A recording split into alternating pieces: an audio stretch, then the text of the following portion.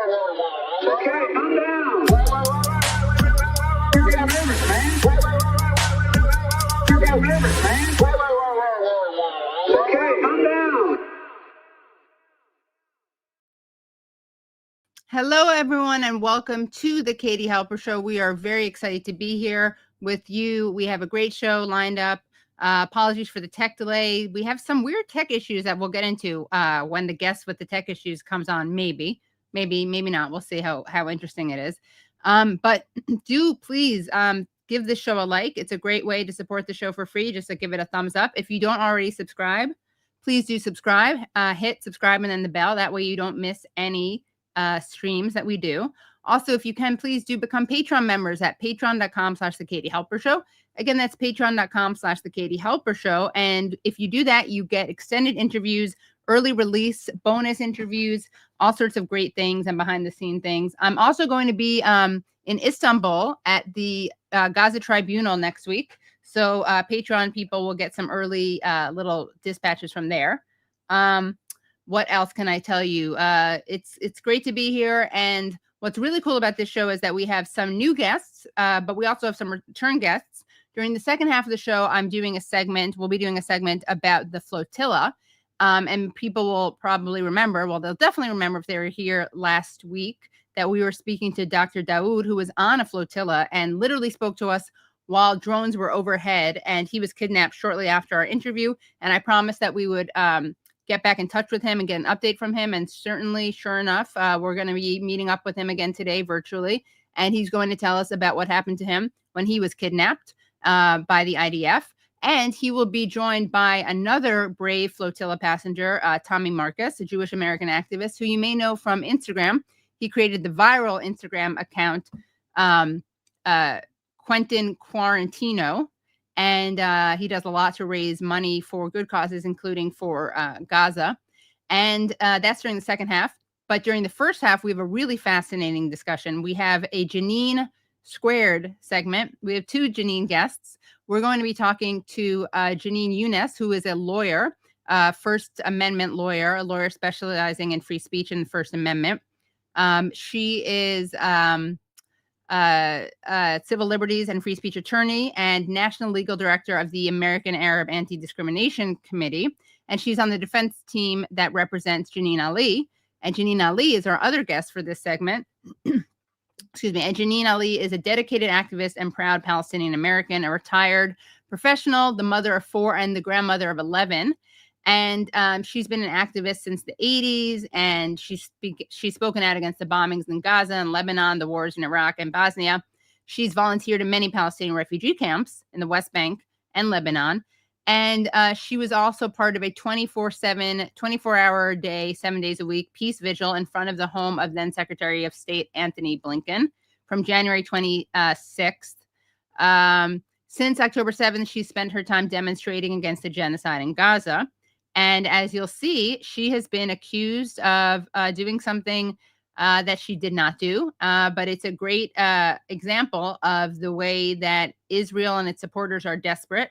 And they have to grasp at straws, including creating lies in order to try to win the discursive war, because they have nothing on their side in terms of substance. So without any further ado, please do welcome Janine Ali and Janine Younes. Hi, thanks so much for joining. Thank you for having us. Of course. Yeah, thank you.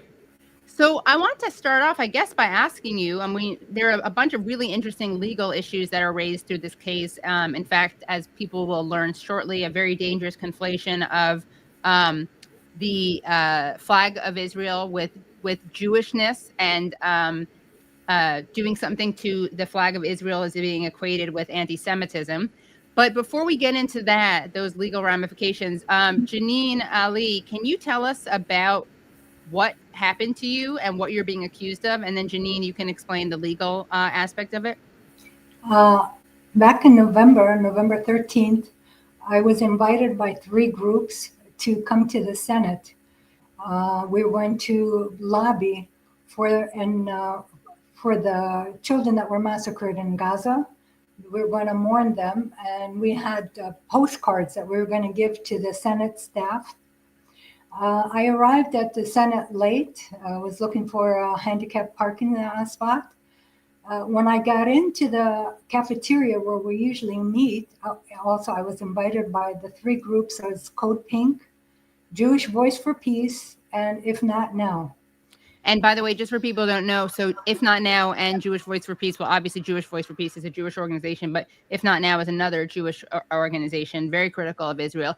And just so people know, so that they don't think you're taking advantage of handicap parking, you actually had surgery, right? And you have arthritis? Right. I had my knee replacement, and I have severe arthritis in my other leg.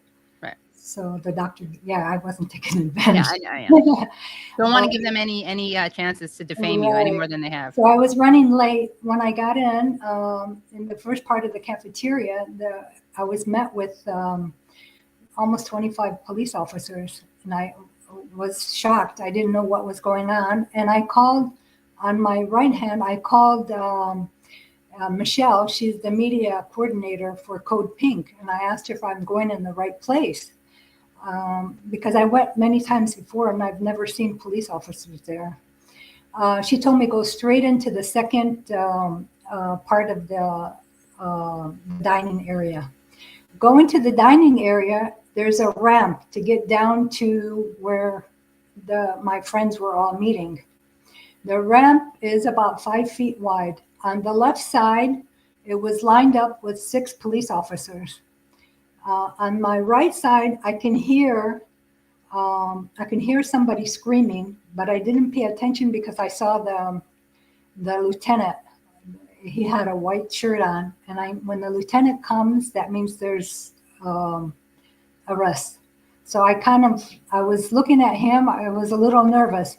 In the meantime, the Kamara took a step back. When she took a step back in my path, that's when I noticed that she was wearing the Israeli flag. And Kamara is, just so people know, she is with Betar, the rather Counselor Younes. How would you, Betar, we can call them what? What's illegally? I'm trying to be very judicious here. A very enthusiastically Zionist organization. Yeah, I think they've been designated a hate group, an extremist group, even by the ADL. So if they're willing to say that, I think I can say it. Yeah, that's definitely kosher. So to speak. Yeah. Yeah, and they openly embrace violent tactics as well as sort of tactics of deception against pro-Palestine activists and Palestinians, as well as segregation between Jews and non-Jews. And they also dox people, not to brag, guys, but I am on their list of people who they tell Israel not to let in. But they also have people on that list. They're like, we predict that Israel will not let these people in. And it includes Tony Judd and Adrian Rich, both of whom are dead. So I'm pretty sure they won't be letting them in. But that just shows you how stupid they are. But they're famous for doxing people, harassing people. They present people with pagers in reference to the terrorist attack committed by Israel in Lebanon. They did that to Norman Finkelstein. And they, like so many other people, they don't like to have their identities revealed, but they're happy to dox other people. So I just wanted to provide that background about who Kamara is. Okay. As I was walking in, I had my phone. I have a device on it because I have a condition in my hand. It's called Duprin contraction, where I can't close my ring finger and my middle finger. My attorney, Janine Younes, has all my doctor's reports. So I was carrying my phone like this, and I didn't put it down. I just walked right through. As I walked through, I went straight down. There's the 3 steps. I took 3 steps, and I went to where all my friends were sitting, and I went and I sat down. About 5 minutes later, 2 police officers came around and they told me to get up. And I go, why? And one of them said, I saw you pulled her flag. And I said, I pulled her flag? And they used that when I said I pulled her flag, that was a confession. After that, I was... So you were asking, right? Just so people are clear, you were saying, I pulled her flag? You were asking it. You weren't confessing it. I wasn't confessing, no. immediately they took me out of the crowd and they took me to the side. They were getting ready. They handcuffed me. As they handcuffed me, somebody from Betar, I think his name is Glick, he came in and was videotaping me and screaming, "Oh, Islamist terrorist has been arrested." He took about 2-3 minutes, and then the police told him to leave. After that, by the way, he's someone who's been convicted of revenge porn. Yeah. Right, Counselor? That's right. Yes. Right. Yeah. Yeah. He's so deplorable that even Betar, which, as I mentioned, is happy to hand people pagers in reference to a terrorist attack, and happy to say disgusting things that you'll see some of their social media. He is such a reprehensible person that Betar has distanced themselves from him, which says a lot. But unfortunately for Betar, he keeps showing up at their stuff. Exactly. I mean, as an example of how deplorable Betar is, they literally went to Hind Rajab's vigil in New York City for a 6-year-old who was shot hundreds of times by the IDF.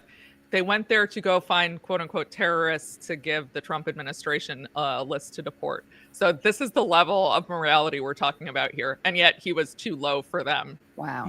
That's amazing. Yeah.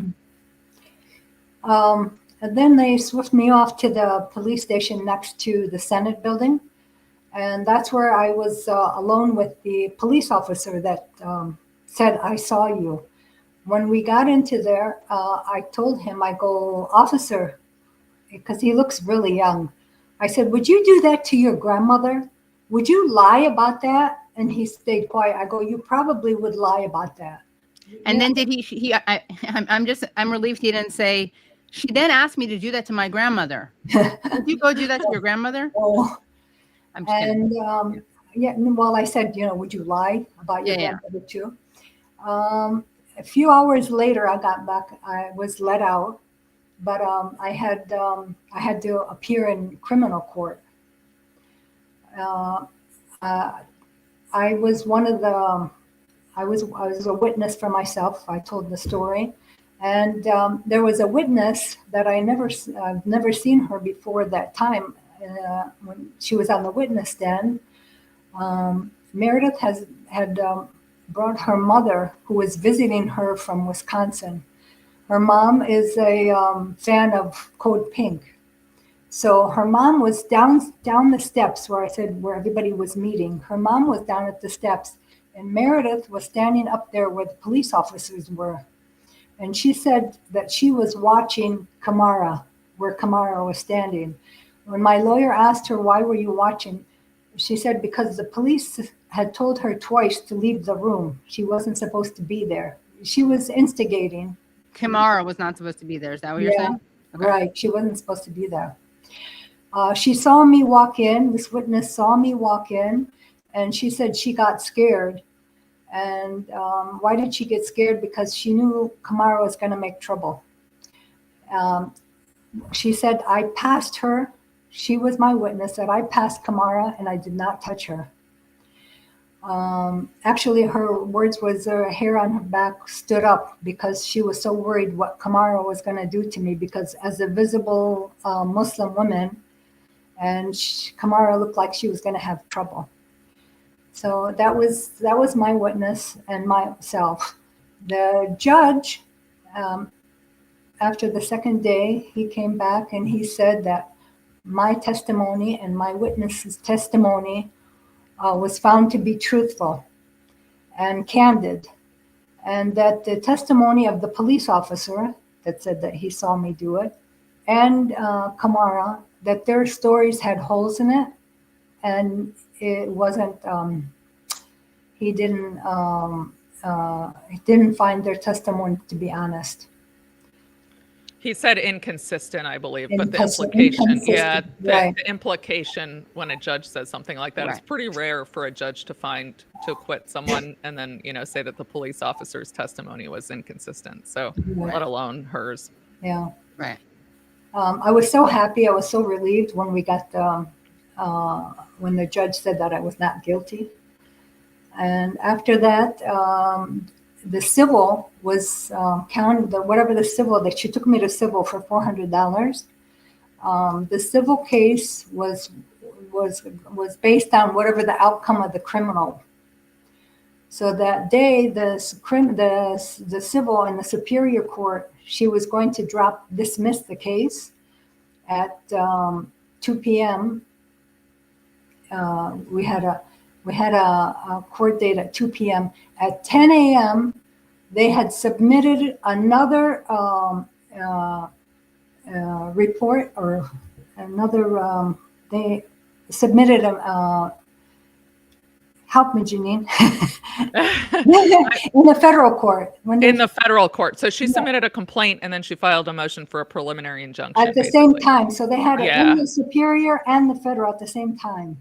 So, yeah. So do you want me to explain a little bit? Yeah, So they essentially, I mean, I would call this kind of lawfare. They lost, they lost through the criminal justice system. And by they, I mean Betar, because I suspect this was kind of a coordinated effort to silence pro-Palestine activists rather than just one individual's attempt.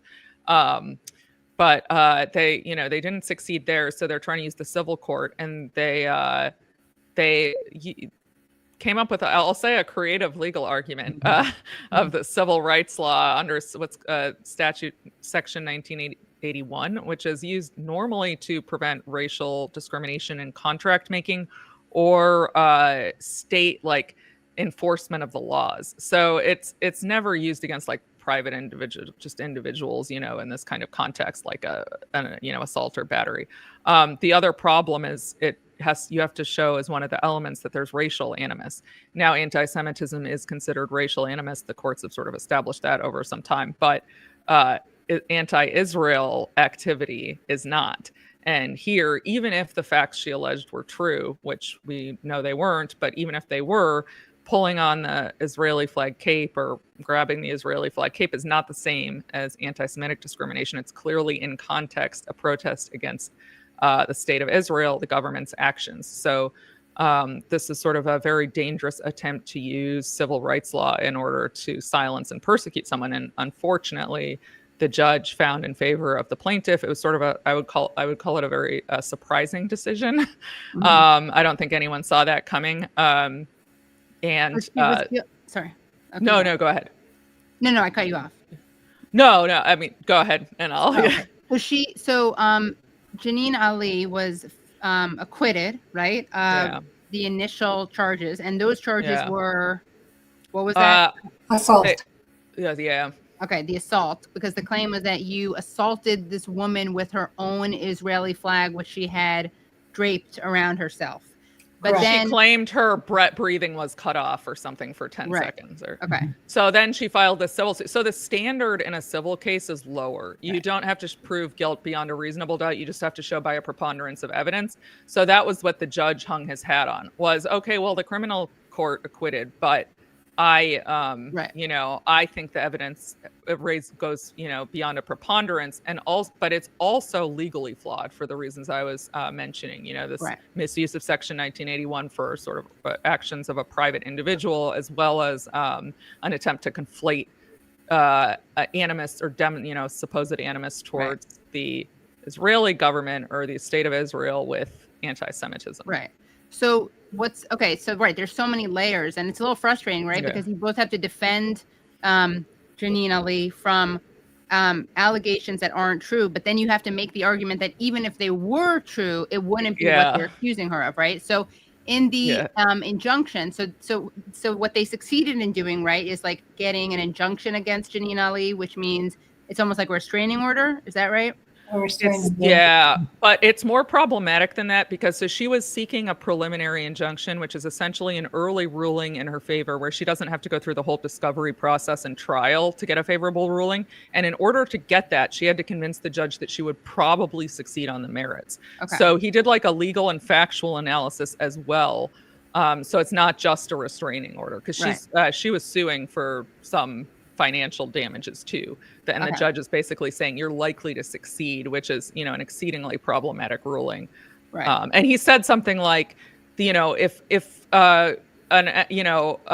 desecrating the Israeli flag, or I forgot exactly what language. I actually have the quote. I was gonna. So I'll let you read it. Judge Trevor McFadden, right? Yes. Okay. So he proclaimed, and I quote, "The Star of David emblazoned upon the Israeli flag symbolizes the Jewish race." So that is why he then was saying that it was racial discrimination. Yeah. Okay. And I think he said if that's not anti-Semitism, not what would be, which is ridiculous because clearly in context, this isn't. And I think one of the examples we used in our briefing is this is very different from someone, walking up to an individual on the street and yanking on a Star of David necklace or something. This is a protest about the war in Gaza, or I don't like to call it a war, what Israel has done to the people of Gaza. Yeah, the genocide in Gaza. And, and it's an Israeli flag. It's right. It's not just the Star of David. Yeah.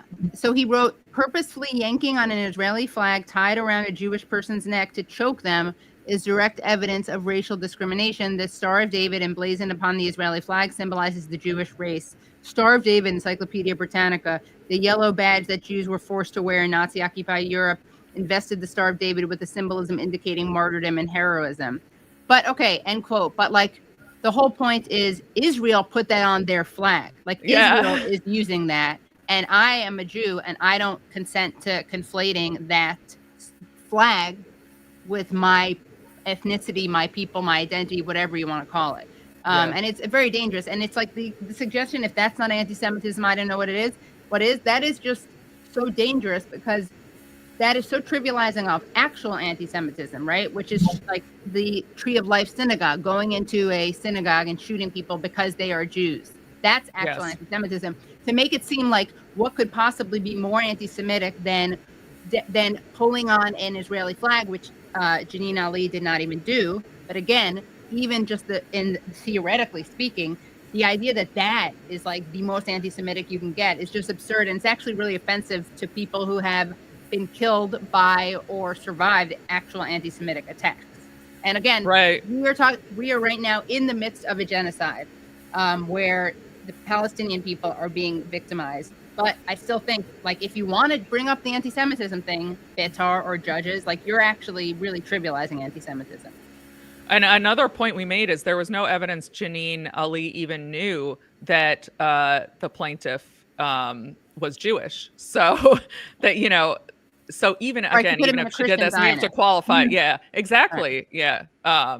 There are, so there are all sorts of holes in this. And we always have to qualify it. Like, she didn't do it, but if she did. I know, right. Yeah. So we actually have some videos before we get into this. I just want to give people a sense of who we're dealing with. So this is Ross Glick, the revenge porn committer, perpetrator that we were talking about before. Here's a video he made. Can you guys just give us the context of when and where this was?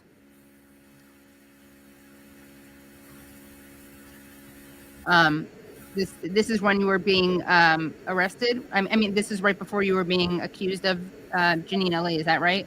This. I can't see anything. Oh, yeah, this is before I got to the Dirksen cafeteria. Okay. Yeah. So let's play a little bit of this.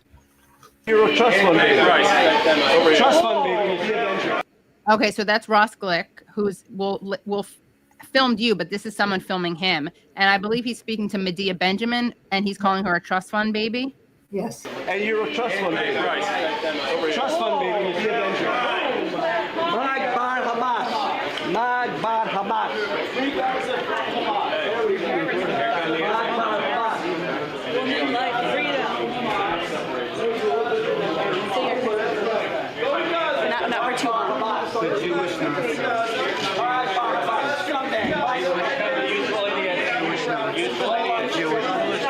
When Trump gets in, you're all done. You're done.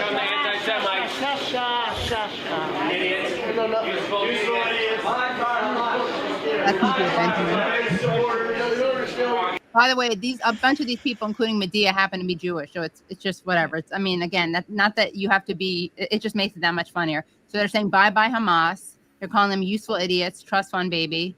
Hey, Katie, if I'm not mistaken, I think I saw right there. Looks like someone wearing a flag? Yeah. That's Kamara, right? Mm-hmm. Yeah, that's her wearing the flag. Okay. Okay. Yeah, that's Kamara. Yeah. Whoop. Oops. When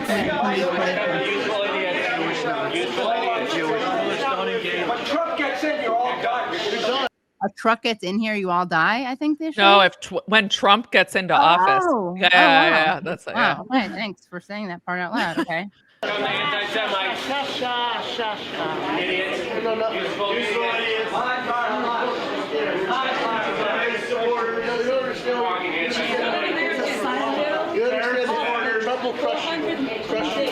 Trump will crush you. Oscar photo. You understand history, you understand nothing. Line losers. You're spreading ignorance. When Trump gets in, you're all gone. Trump gets in here, I'll be reported. Nice people. Yeah, lovely. I think that's the son of. That's the lieutenant with the jacket and the white shirt. That's who? The lieutenant. He's the one Lieutenant. that did the rest. And who is the person to his right? Is that, I believe that's a Jewish Code Pink member. The older man? Yeah. Yeah, he's with Who's, I believe, if he's the person I'm thinking of, don't quote me on this, but if he's the person I'm thinking of, he's actually the son of Holocaust survivors. He is, yes. He is, right? Okay. Not worth it. I shouldn't have mentioned it. Yeah, Shlomo. Free Gaza from Hamas. That's Kamala That's to the left. Kamara right there with the very elegant hair, the wisp. She looks like she's going to a prom, Israel prom with the flag. Medea, your father was you're a trust fund baby, Medea. Your father was a Wall Street executive. You inherit. Oh my God, they're so desperate. This is second Okay. after COVID, apparently. Excuse me, sir. You saw her do it. Lying. This officer saw her do it. She's standing right here right now. So what is she? Is this the part where she's accusing? Is she at this She's point going- saying you did something or someone else did something? No, she's going from officer to officer. Did you see her do it? Did you see her do it? And- And I just point out, it appears to me like those police are grabbing that flag. Uh-oh. Anti-Semite. Uh-oh. I'm just Time to saying. send them to anti-Semitism training. Look how many officers are standing here right now that saw what happened now. Medea, did your father work on Wall Street and you inherited a bunch of money? Medea, why are you so hateful? Why don't you call for peace?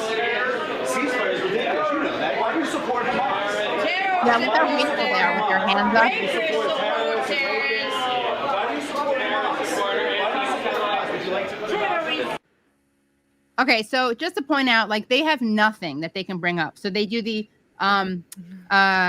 you're a trust fund baby because Medea's father worked for Wall Street, which okay, if you come from money and you are against genocide, great. Like this is such a ridiculous argument. And I don't think that Ross Glick is like suffering financially. So he has money and he's pro-genocide. Okay, great. Like what is you're proving there? I like the way that they're calling a guy named Shlomo, who is the son of Holocaust survivors. He's supposed to be an anti-Semite. Also, the Hamas thing, bye Hamas. I like the way that they're saying out loud that Trump is going to kill all of them. They really are not representing themselves very well.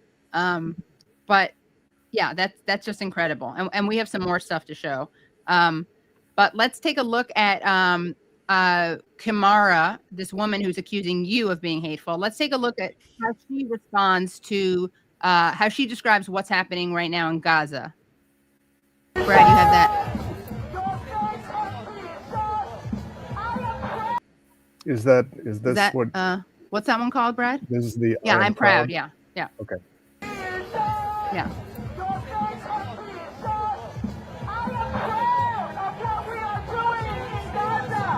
Okay, so she says, I'm proud of what we are doing in Gaza.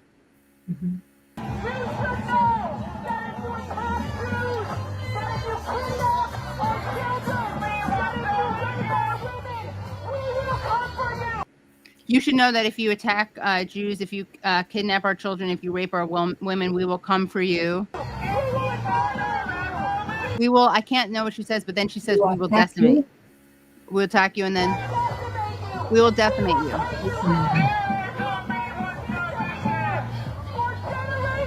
For generations.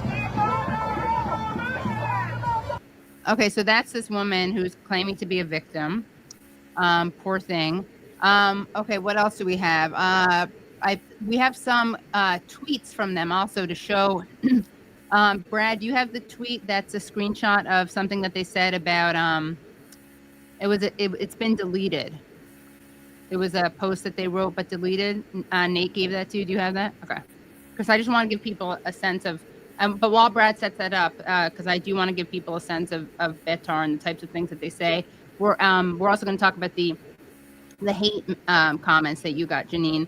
But Janine Younes, what else can you tell us about this legal lawfare? And Janine Ali, what can you tell us that we haven't already discussed in terms of I believe you were offered to have some anti-Semitism education classes or something? While we were in Superior Court, her lawyer, Abra Siegel, contacted one of my lawyers, Frank, and he said, she told him that we'd like to settle. And he said, what do you want to settle with?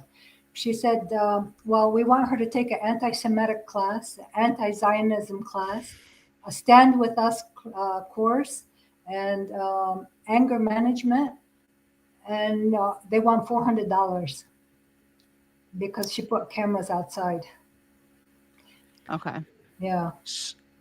They actually alleged in the complaint that there was like a stalker, which they sort of loosely implied Janine had something to do with, which they had no evidence for. So they threw it in there, there's been this woman stalking Kamara, but we're like, okay, so what does that have to do with this? And a phone call. Somebody called her. Yeah, somebody called her. So, yeah.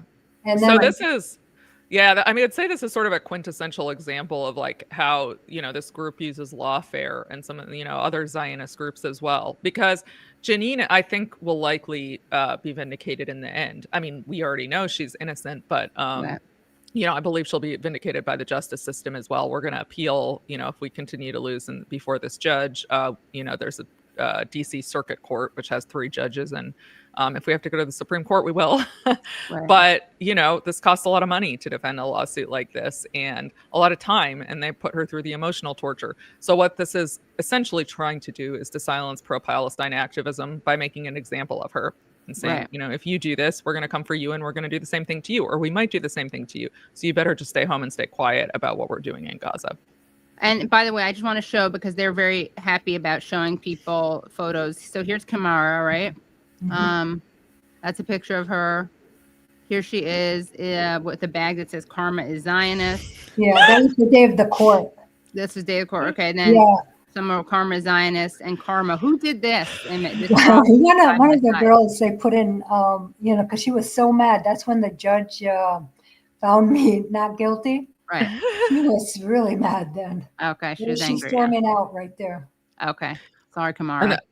That's the other thing, these groups are really people like her, I think they have a lot of financial backing. So even though I consider this claim frivolous, and I'm surprised that a judge found otherwise, she gets top-notch lawyers to write briefs for. I have to admit, the briefs are good. They're problematic because they're not logical and they're based on a wrong rendition of the facts. But she has this team of, I would say, pretty good lawyers to make her arguments for her. And so it's really an example of how the justice system can be abused by people like this. Right. Here's another great photo. Speaking of abuse, abusing the justice system. Here's another great photo of Kamara. There she is. So where is this? I want to say that's when the war criminal was in town. Yeah, which one? Yeah. Netanyahu? Netanyahu. Okay, yeah. The one who basically has a guest room reserved at the White House. Yeah. So there she is wearing an ICE hat. So she's cosplaying as ICE. Okay. And she comes sometimes with ice jackets too. Wow, that's great. So major cosplay.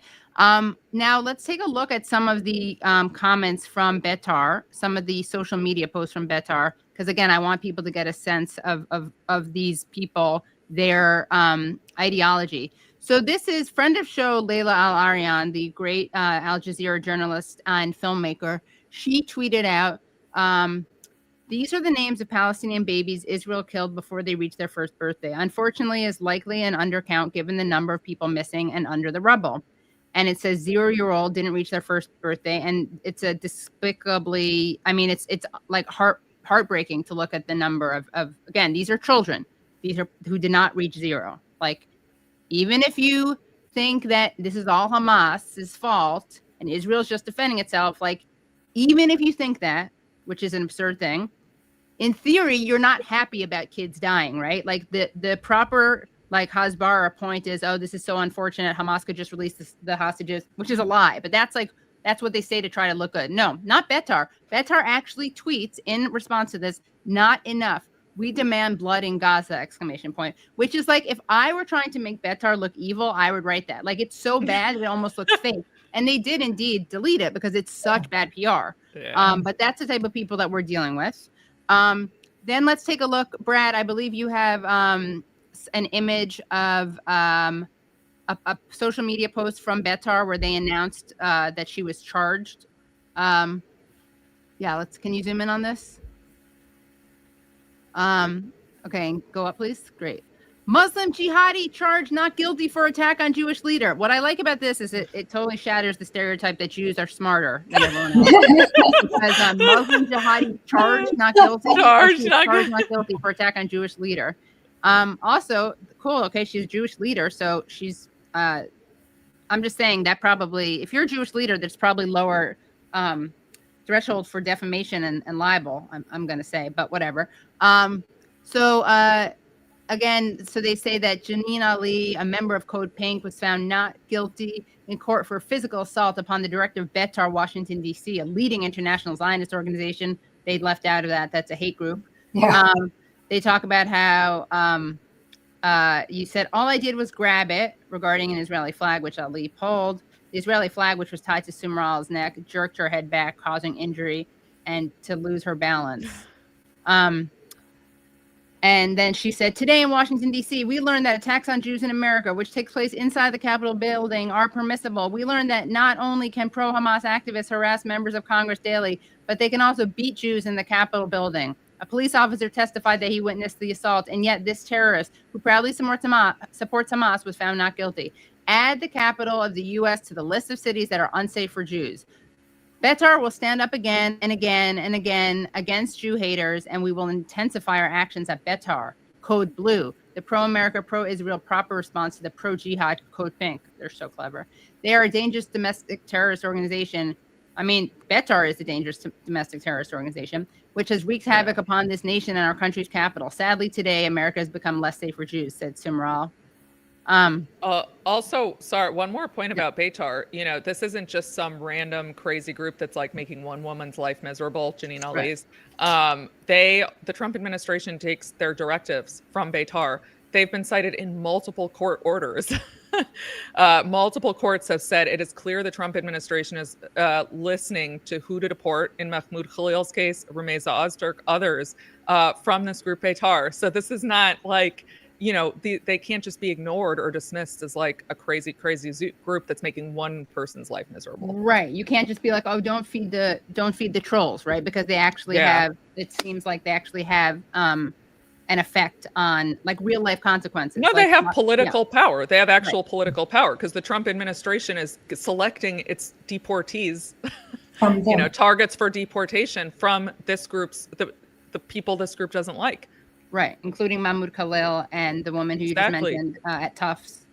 Exactly, Rumeysa Ozturk, right. And others. So it's and courts have repeatedly recognized this now. So this isn't like just me saying it. They also take credit. They're the ones who send the names put on their names on the canary list. Yes. Yep.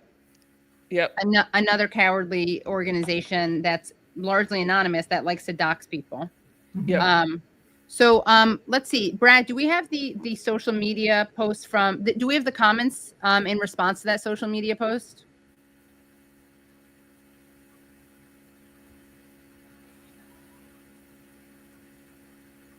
Okay.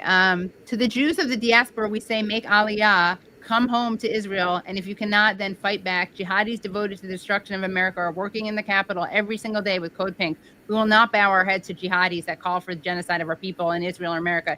Turning the other cheek was never a Jewish idea. You're gonna offend some of your Christian Zionist allies. So Katie, I think that was the ending of the original that's post, the ending of and then beneath that you see what. Right. I was just following. And Gotcha. Nice. I like the way they show you, by the way, behind a Palestinian flag, but also an American flag. Yeah. Yeah. And then of course there's you with terrorist Brandon and Medea Benjamin. And then yes, here's one of the comments. It says DHS and ICE, please deport Miss Ali. Okay. I was worried about that. Yeah. Hopefully you can carry weapons and use it for self-defense and come out guilty once they protect themselves. I think they mean not guilty. Yeah, I mean, again, not the smartest. Yeah, no. Get rid of her and her entire family. Get these Islamic inbred jihadis out, all of them. Let's see. Is that anything else, Brad? Or I mean, that's enough. But but Janine Younes, you were saying something? Oh, just they threatened to deport everybody, including me. I was like, good luck. Yeah, I'm a citizen. So and so are you, Janine. Yeah, where are they going to send you? Yeah. No. Well, actually, I wanted to ask both of you about your personal backgrounds and your connections to Palestine. I was born in Dearborn, Michigan, but my father came to the States in 1949. He was forced to leave.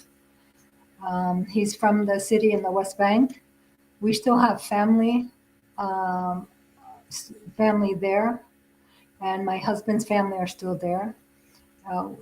Before October 7th, we would go every summer. I was there in September, a few weeks before everything happened. I'm really worried about my family there. And we have many friends, as you see, that I was helping in the refugee camps. 50,000 Palestinians lost their homes in Nur Shams refugee camp and the Jenin refugee camp. They just went in, destroyed the infrastructure, demolished all the houses. So all these people had to look elsewhere for someplace to live. And it was between 50 to 60,000. And by the way, you also happen to have sent me, I'm just going to show this. You sent me a lot of people like to say that there is no Palestine, right? Palestine doesn't exist, etc. You sent me your father's passport, Janine Ali. So here it is, passport, and it says Jerusalem, Palestine. 1949. Yeah. Wow. And what about you, Janine? My father is from a town near Nablus, or a village near Nablus, actually, which is not, but he named me after the Jenin, the city, the heart of the resistance in Palestine. And he came because he couldn't stand living under the Israeli occupation anymore. His town fell under his occupation in 1967. So he immigrated to the United States. And I have most of my father's family are still there. So from what I hear, it's just getting worse and worse. I have several cousins in administrative detention, so they can be held without charge. One of my cousin's husbands has been there for like a year and a half. He hasn't even been told what he's allegedly done. He has apparently scabies. My cousin and their children haven't seen him for a year and a half because they're not allowed to. And if he sees his lawyer, they beat him afterwards. So he doesn't want to see his lawyer, which is the purpose of that ritual. Yeah. So it's horrible. And, this is all so relevant because people talk about the hostages and releasing the hostages, and they don't talk about the, administrative detention, right? Which is their euphemism for just holding people without charges. Right. And so many of the hostages who have been released by Israel. And again, I just want to remind people that Hamas was offering to do this very, very, very early on. And I know that all the people out there who are pro-Israel, including people in the chat, I know you don't care about Palestinians. It's very clear. But if you actually cared about saving the lives of Jews, which you claim to care about, you'd be up in arms about the fact that Netanyahu sabotaged these deals. Again, I don't expect you to respect the lives of Palestinians. I know that you think that they're subhuman, and that's something you have to work on with your own therapist or creator or whatever you believe in. But it's just everyone knows that you don't actually, that you care more about killing Palestinians than you do about saving the lives of Jews. And that's the shtick of Israel, right? It's supposed to be a safe haven. So anyone who is like, bring the hostages home and doesn't direct any of their ire towards Netanyahu is just, we see you. It's like so obvious what you're doing and saying. Again, that's not more important. Obviously, it just speaks to the lie of people who claim to care about Jewish safety. But and what are your thoughts on the ceasefire, the quote unquote ceasefire, and what are the thoughts of your friends and family who are in Palestine on the ceasefire? I mean, didn't they kill like 5 Palestinians in the last 12 hours or something? So it's not even. None. Yeah. We know they're not serious about this. And it's just they're gonna try to get some PR in the hostages, and Trump's gonna he wants the Nobel Peace Prize, so it's not serious at all. Yeah. They're going to the West Bank, confiscating Area C. Yeah. As much land as they're land grabbing as much as they can. Same thing. Somebody can be walking across the street and they put them in jail for nothing. So they're grabbing enough. They're grabbing as many people as they can as hostages, so that when they do the deal, you think, oh wow, they're letting out 2,000 hostages. Yeah, but they just put in another 2,500. Right. Yeah. Yeah, that's actually a really important point that people are not talking about. And I mean, I want to ask you, Janine Younes, about this, because you're someone who's very consistent in your advocacy for free speech, against censorship, First Amendment rights. But there's this whole, right-wing anti-censorship, anti-cancel culture crew out there who seems to have an exception when it comes to Palestine. Can you talk about this hypocrisy that you've encountered? Yeah, well, I mean, it's quite brazen because a lot of the exact same people who complained about censorship during the COVID era and that I worked with on censorship cases during that era, because the Biden administration did, unlawfully try to instrumentalize social media companies to censor ideas it didn't like. A lot of those people are sort of justifying this, and what they try to say is, oh, this is different because this is about whether you're a guest in this country. So in the cases of the deportations, that's what they say. You don't have a First Amendment right if you're a guest in this country. I mean, that's just wrong on the law. The Supreme Court has said otherwise. The First Amendment is clearly written as a restraint on government. It says Congress shall make no law abridging the freedom of speech. That, the Supreme Court and all the federal courts agree that applies to the executive as well. It's just that the framers of the Constitution didn't anticipate that the executive would be effectively making law.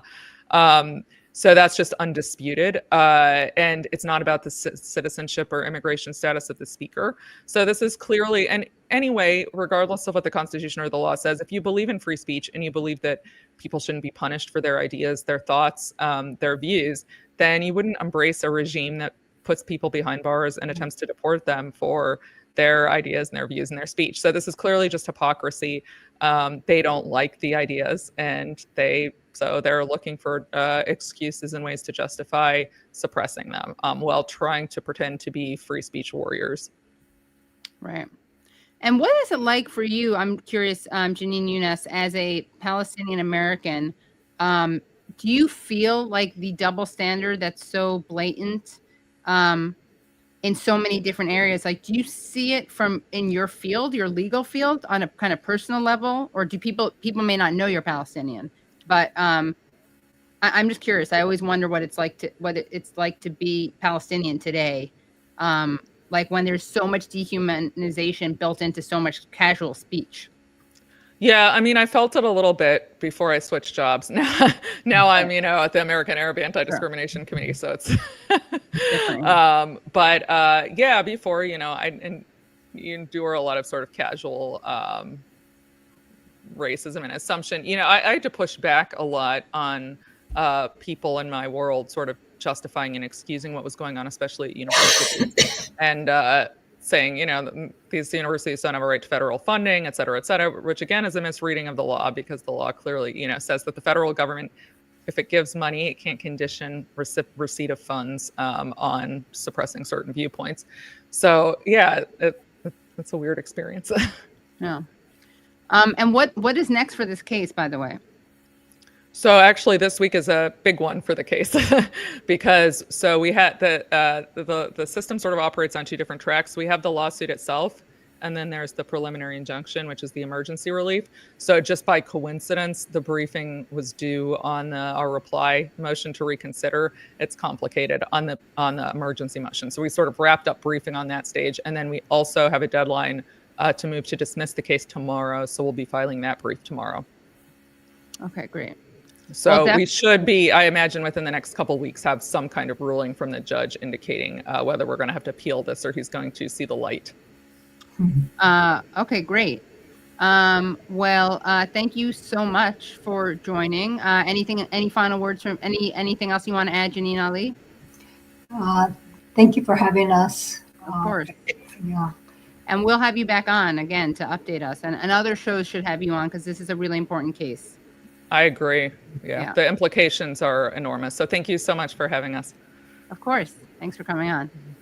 Bye, guys. Bye. Thank you so much to Janine. That was a great Janine on Janine discussion. Well, guys, let's see. Where are we on likes? How many likes do we have right now? I hate to like bully, but all right, pretty good on likes. If you haven't already liked, please do like. If you've already liked, don't hit like again because that will undo your original like. So yeah, and I'm very excited to bring on our next two guests. We're going to move on to our second segment, and this is on the flotilla. We're bringing back onto the show the great Dr. Daoud, who was on last week. As I mentioned at the beginning of the show, he was on last week, and literally drones were overhead, and we spoke to him. It was the last interview he did before he was kidnapped by the IDF. And we're going to also be speaking to Tommy Marcus, who is the creator of Quentin Quarantino. And we're very excited to be speaking to both of them. He also was on Flotilla, and I think it's really interesting to see how they were both treated or mistreated. One, a Palestinian American doctor, one, a Jewish American activist and content creator. And let me just see if there's anything else I want to make sure. I think, yeah. And just for background, I do want to tell people a little bit about our guests. Dr. Dhiaa Daoud is a Palestinian American emergency physician and humanitarian. His work in Gaza during the 2024 war, quote unquote, inspired him to found the Doctors for Hope Foundation, which provides medical care and rebuilds essential infrastructure. And he recently returned from a humanitarian flotilla to Gaza. And people should listen to our last interview with him because he recounts just absolutely harrowing stories about what he's witnessed as a doctor in Gaza. Tommy Marcus is the creator of the viral Instagram account Quentin Quarantino. He set out to create a meme page during the pandemic, but has since used his Instagram fame to raise more than $30 million for humanitarian causes. And he was aboard the global Samud flotilla carrying aid to Palestinians when they were arrested by Israeli naval forces. Tommy and his fellow Jewish American friend David Adler were singled out and forced to be filmed with Israeli National Security Minister Itamar Ben-Gvir when the convoy was intercepted. Tommy spent 5 days in an Israeli prison and returned home to Los Angeles on Friday. So welcome to Tommy and Dr. Daoud. Thank you for joining. And thanks so much for having us, Katie. Of course, and thank you for doing what you did to both of you. I guess let's start with you, Dr. Daoud, because we did have you on and we want an update about what happened to you since we last spoke. Yeah, Katie. So last Wednesday when we talked, I think it was Wednesday, and then it was about 7 o'clock or so at your time. It was about 2 o'clock at my time. 3 hours after our interview, like I said, there was unusual activity of drones. And then sure enough, we thought that we're going to be intercepted and kidnapped at that night. And like literally 3 hours, We heard the sirens from the captain saying that, you know, the Israelis are here. You need to go to the main, area. And then as we were expecting them, we all went there immediately. We all put the life jackets, and then we all sat in our designated seating area that we already have been trained on, just in case if they come in. And then we had like multiple training sessions every day so that we can make sure we can minimize our mass casualty if there's any, and then minimize any kind of problems that would happen to them, because they're ruthless and then they don't care whether you're a civilian or whether you're a journalist or whether you're a healthcare worker. And that's what our flotilla was about. It was all about, you know, having healthcare workers, and also in addition to that, in addition to the healthcare workers, we had the journalists. And then the whole point was basically to shed light that the journalists are being targeted so that the truth can be obscured and then the genocide is covered. And at the same time, healthcare workers are targeted so that the genocide can be complete.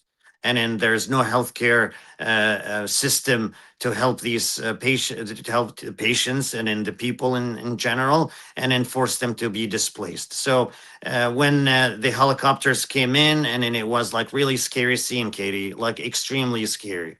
Like helicopters right next to us, and then with the helicopters, with the wind that they're creating, it was like literally like a hurricane next to us, and then the wind was extreme. And then they went, and then the on top of the ship, and then they descended. All of the soldiers descended from the helicopters, and when they went down, they went with their M15 rifles with laser guns, and they're pointing at us, and super scary, really, really scary. And then they went for about like a couple of hours. They went inside the ship. They went to the main cabin where the captain was there. Then after that, they singled out, the coordinator, which was Huwaida Araf, and they took her, and they took a couple of activists, and inside the main cabin, and then they took us into a different cabin, all of us, approximately about 80 to 90 people, including the crew, and then they took us inside the main cabin area. While we were there, like they took all of our belongings, whether it's like iPhone or whatever. Most of us threw their iPhones in the water because we didn't want our information to be taken, or anything that we recorded in the ships to be taken. And then, but they still got in hold of a lot of the cameras and a lot of the things that we had over there. So yeah, they forced me to take my keffiyeh. They forced me to take my. They took my GoPro. They took a lot of things from me, and then we went inside the main cabin. We stayed there for almost like 8 or 9 hours. They escorted the ship all the way to Ashdod, which is Haifa port, and they took us over there. And then during that time, the party started.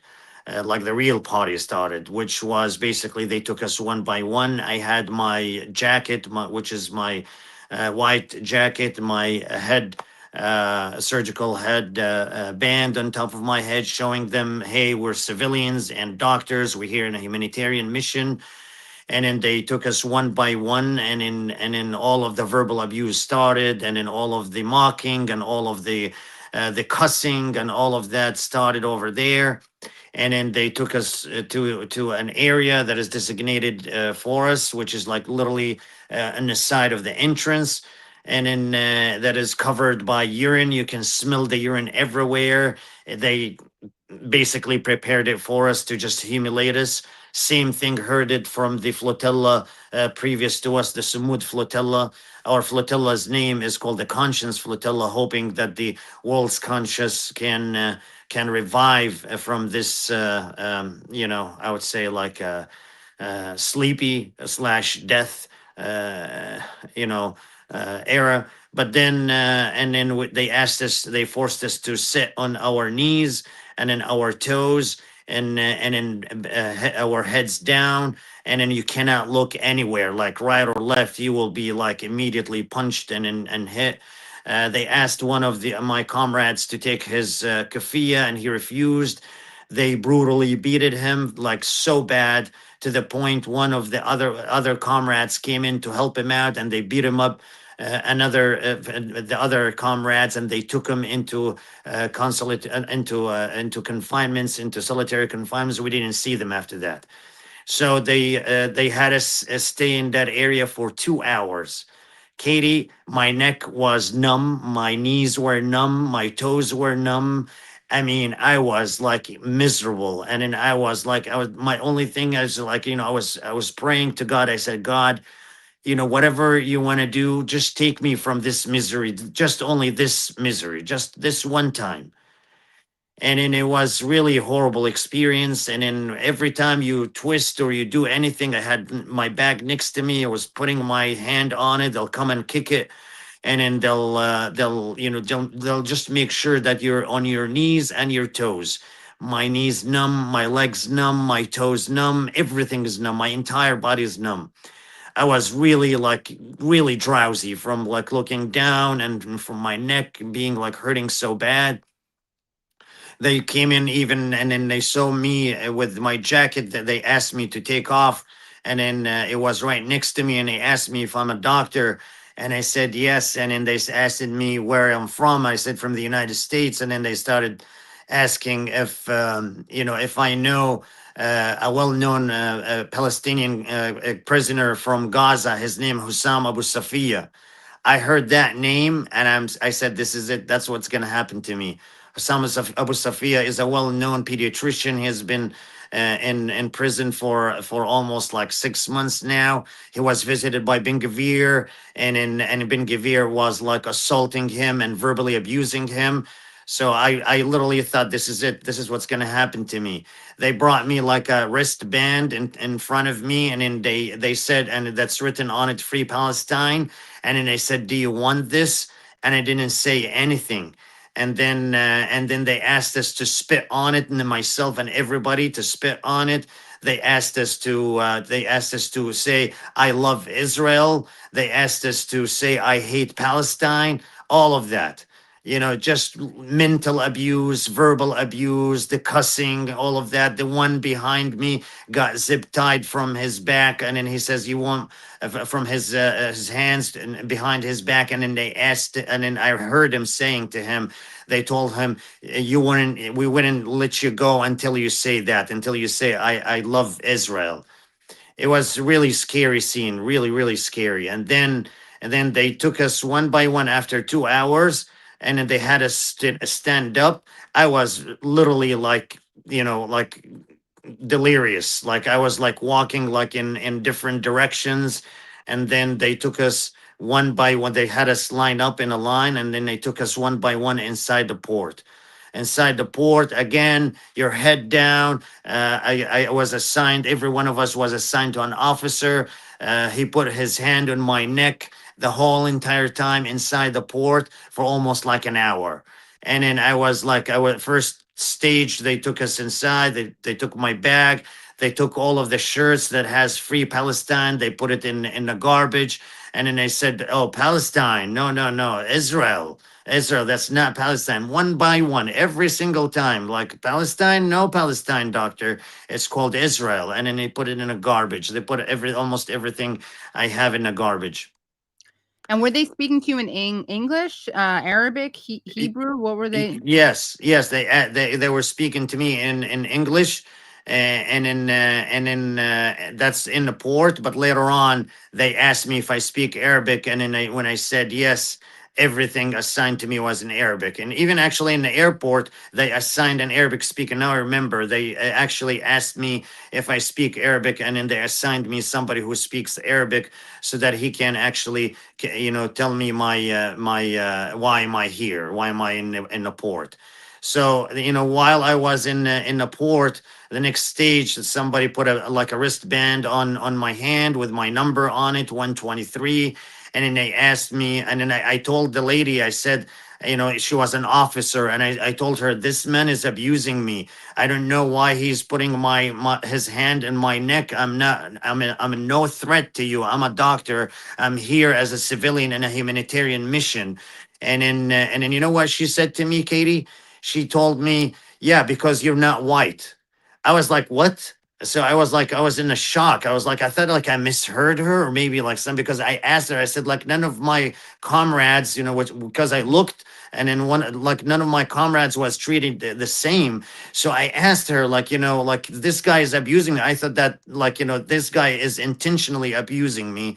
But she explained it to me very well, because I wasn't white, and then my other comrades were from Italy and all of that, and from the United States. And then it made sense to me then.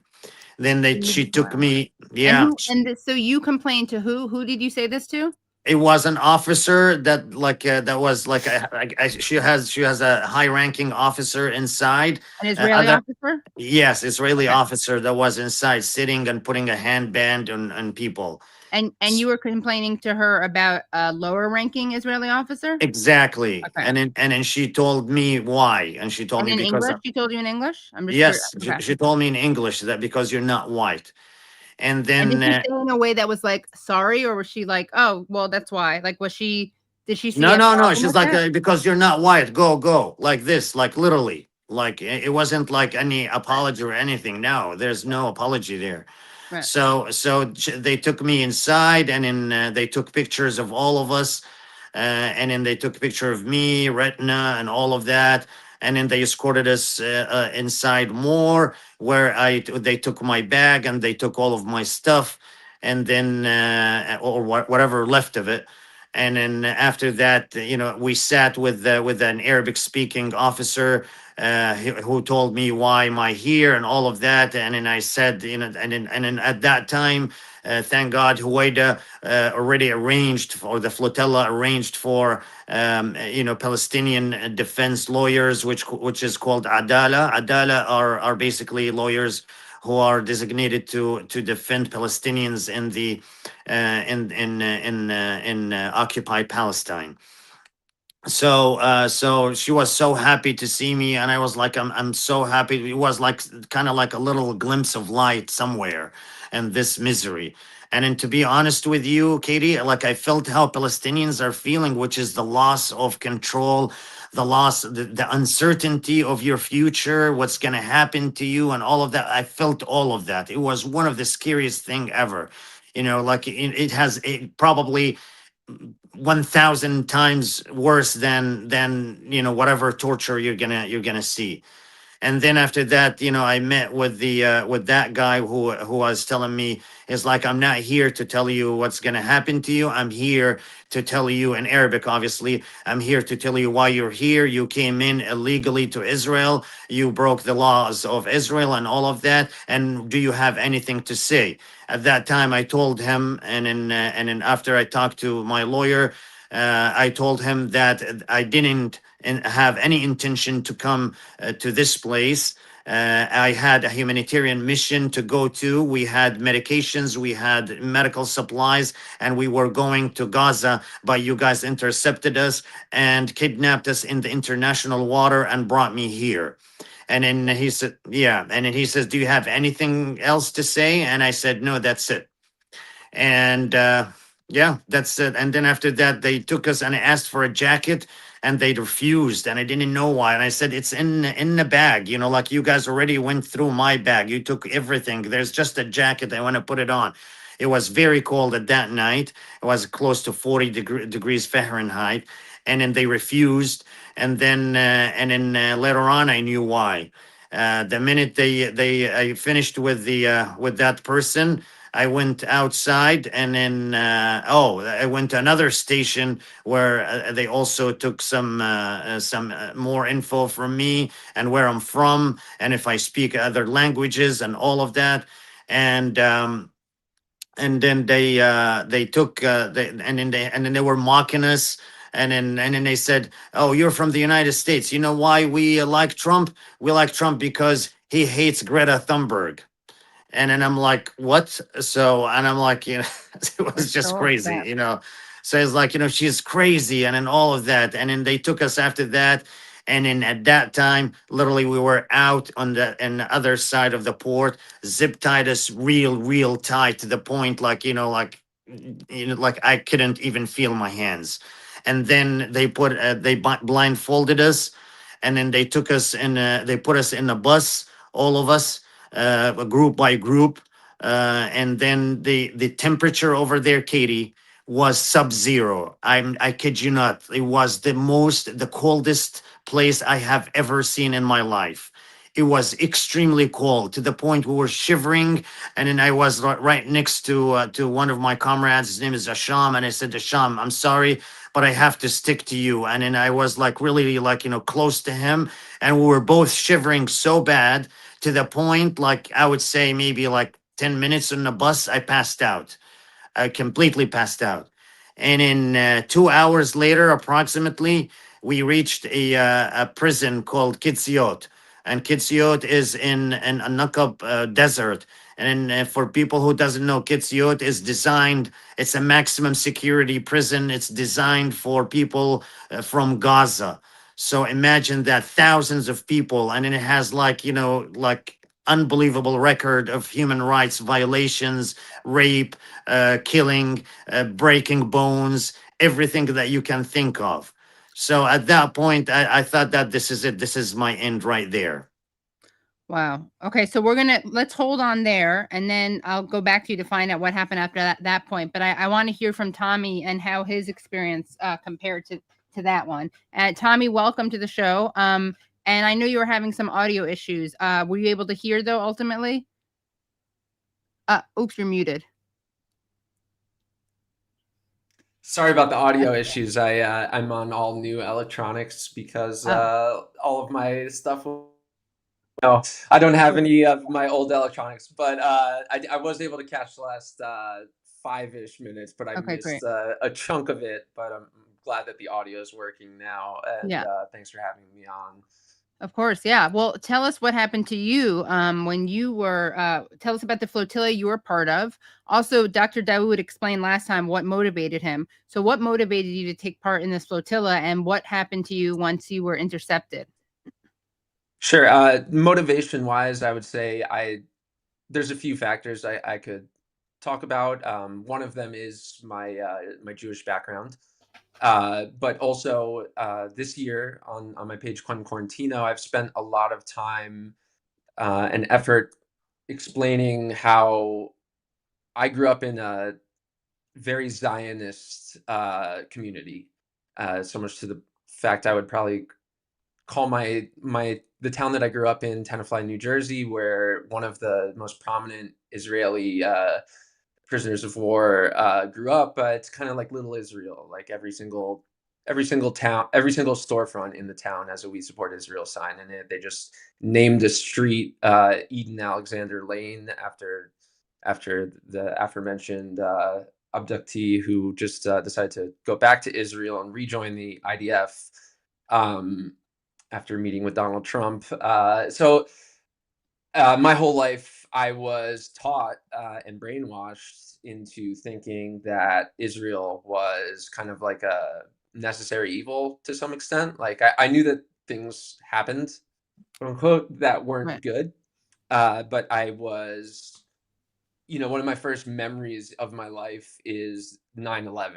So even to that extent, like I grew up with Islamophobia being a major part of my life as well. So, 6 years ago, I started Quentin Quarantino and went into this role that was both like serendipitous, but also very much by intent, where I started to use my platform to help people, whether that be raising $7 million to evacuate 1,600 Afghans from Afghanistan when the Taliban took over, or raising millions of dollars to help victims of the Hawaii wildfires, or over $10 million for people in the Ukraine war. I've, established myself as someone who likes to help people, and it's kind of, I don't really take advertisements, and it really is kind of my conclusion of my life that that I find wealth in helping people and saving lives, and using my very mindful and open audience into telling them how to spend their money in terms of charity.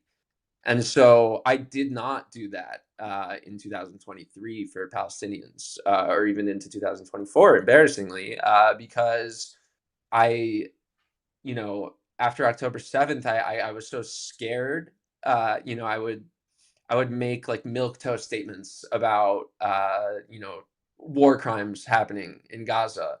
And every time I did, I would get a message from a message. I'd get hundreds of messages from people who had been following me for a long time, like telling me, I know you mean well, but you don't understand, like talking about war crimes happening to Palestinian children is how Jews get killed all around the world. And so like I would, Right, because unless you talk about it, no one's going to see what Israel's doing, right? Right. There's a big theme there, but, to me, like I would hear the word anti-Semitism, and, I went to a high school that routinely has swastikas drawn on it in an actually anti-Semitic way. So that word is very scary it's always been very scary to me before I realized like how much it was taken over, or, has been co-opted for a long time to scare people out of talking about the atrocities of not just the genocide in Israel, in Gaza that has happened in the past 2 years, but how Palestinians have been treated since the foundation of Israel in 1948. So I was scared for a long time, but as an open-minded person who, I also had a couple of Palestinian friends, before October 7th, where we just didn't really talk about Palestine and Israel. And through just being open-minded and watching what happened, and also like watching the kind of I guess you'd say like patience that my Palestinian friends had with me while I was being like harmful to the Palestinian cause, and saying stuff that I could only imagine was hurtful to hear. I was reposted by the government of Israel the day after October 7th. But watching anyone with an open mind, if you've watched tens of thousands of children be slaughtered, it makes you to start. It forces you to start considering the fact that you've been brainwashed. So I realized this last fall, like, wow, it is a genocide. Like even the word genocide, I had friends that I consider to be very empathetic who are big Zionists, and we would have a conversation about the word genocide. It would be like, oh yeah, like what's happening in Palestine is terrible. Don't get me wrong, but Right. the word genocide is insulting to Holocaust survivors, and saying this out loud now on your show, like it No, sounds it's good to crazy be to me, honest about it. Yeah. but it is like the Hasbro line that is used to convince so many people, some of whom still follow me and still think that I'm being like paid by Qatar or something to have these views. But anyway, I'm also like kind of like a new age journalist. I share news to people. Like a lot of people see things happen and think to visit my page to get an idea of what's going on in any sort of geopolitical or domestic thing that's happening, and I'm good at it. And so I started to feel this very rightful responsibility for people not knowing exactly what's going on, and also for not using. I think I described it to Miss Rachel, who's like a really big impact on me in terms of deciding to raise money, which I was scared of even after deciding it was a genocide and that I had been brainwashed. Like I have a very unique power on the internet in terms of like I'm quite literally I've raised the most money of any social media person ever for charitable causes, and I still have that power. So knowing that I wasn't doing that out of, at that point, cowardice, it was really eating me alive. Like it was affecting my personal mental health on a like I was, watching videos of dead children and being like, I know that I could raise millions of dollars if I just if I just, gained the, I guess, confidence, or gained, like, just Courage. the courage. Yeah, like I was scared in a lot of senses. It was social suicide. Like, I lost like all of my friends, which Huh. is what it is. I don't think I necessarily want to be friends with anyone who supports Israel, and supports this genocide, and what about videos of dead children. But it was, it was that, but I was also burning bridges in every other aspect of my life. And it was a difficult decision to make, but I finally did start doing it after talking to people like Miss Rachel, talking to my Palestinian friends, and starting to. I reached out to like Alana Hadid and Janan Matari. Like, Alana specifically had been a friend for many years just through social media, and Jenin is her good friend. And I was like, hi, as you know, I have gotten this really wrong, but now I know that now I know that I have, but like, I Yeah. need help further understanding it. And I remember after I started my fundraiser for the PCRF, which raised $2 million, like a weekend, I remember I sent my non-influencer Palestinian friend a message, like, it was essentially like, when I started this fundraiser, I was kind of telling myself, like, I'm not going to make everything that I do about Palestine. There's obviously a lot of issues in the U.S., but I've been fighting Trump for a decade now, and those issues are very real. And like, I kind of had this mental directive of, I don't want to make everything about Palestine. And just a week into fundraising, I'd already been starting to be vocal for a few months at that point about the genocide. But just a week after sending that message to my Palestinian friend, I said, I'm realizing now that this is the most important thing in the world by far. And I no longer think what I said a week ago about not making this the main thing. And as I'm saying this, I see that I just set this all up in the back, and that's that map of Palestine it was given to me by the PCRF at an event. And I That's even just having Palestinian that. Children Relief Fund, for people who Yeah, the don't know. Yeah. Palestine Children's Relief Fund, an amazing charity, who $1 million of the dollars that I raised went to feeding children in Gaza, and $1 million went to surgeries. I'm going to Jordan in a few weeks to meet some of the children that money helped. But anyway, like, I had this kind of real half a year long coming to terms with the fact that everything kind of leads back to Israel.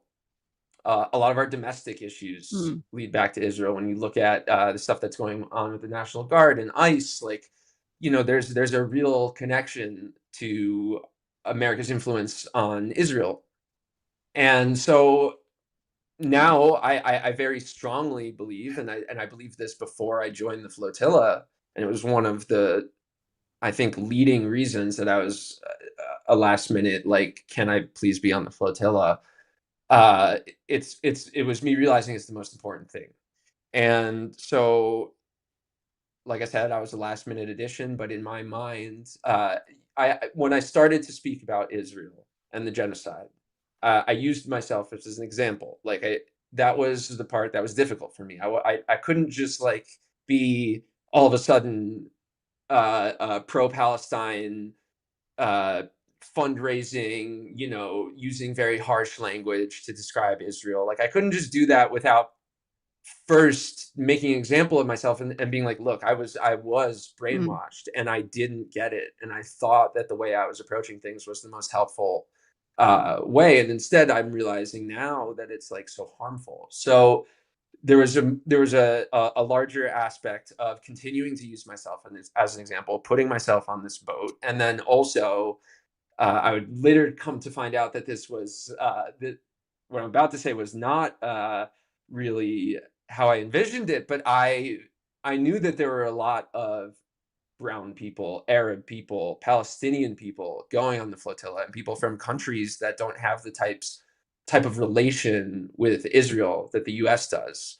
So I viewed myself like my physical presence and also my large platform being on this boat and talking to, you know, a largely American audience, I had the false assumption that I would be treated a little bit better, like, and also the false assumption that me being American and me being, you know, I'm half Jewish, but you know, I'm very culturally Jewish, and I talked about it a lot in the past when I was accidentally running an apology tour for a genocidal state.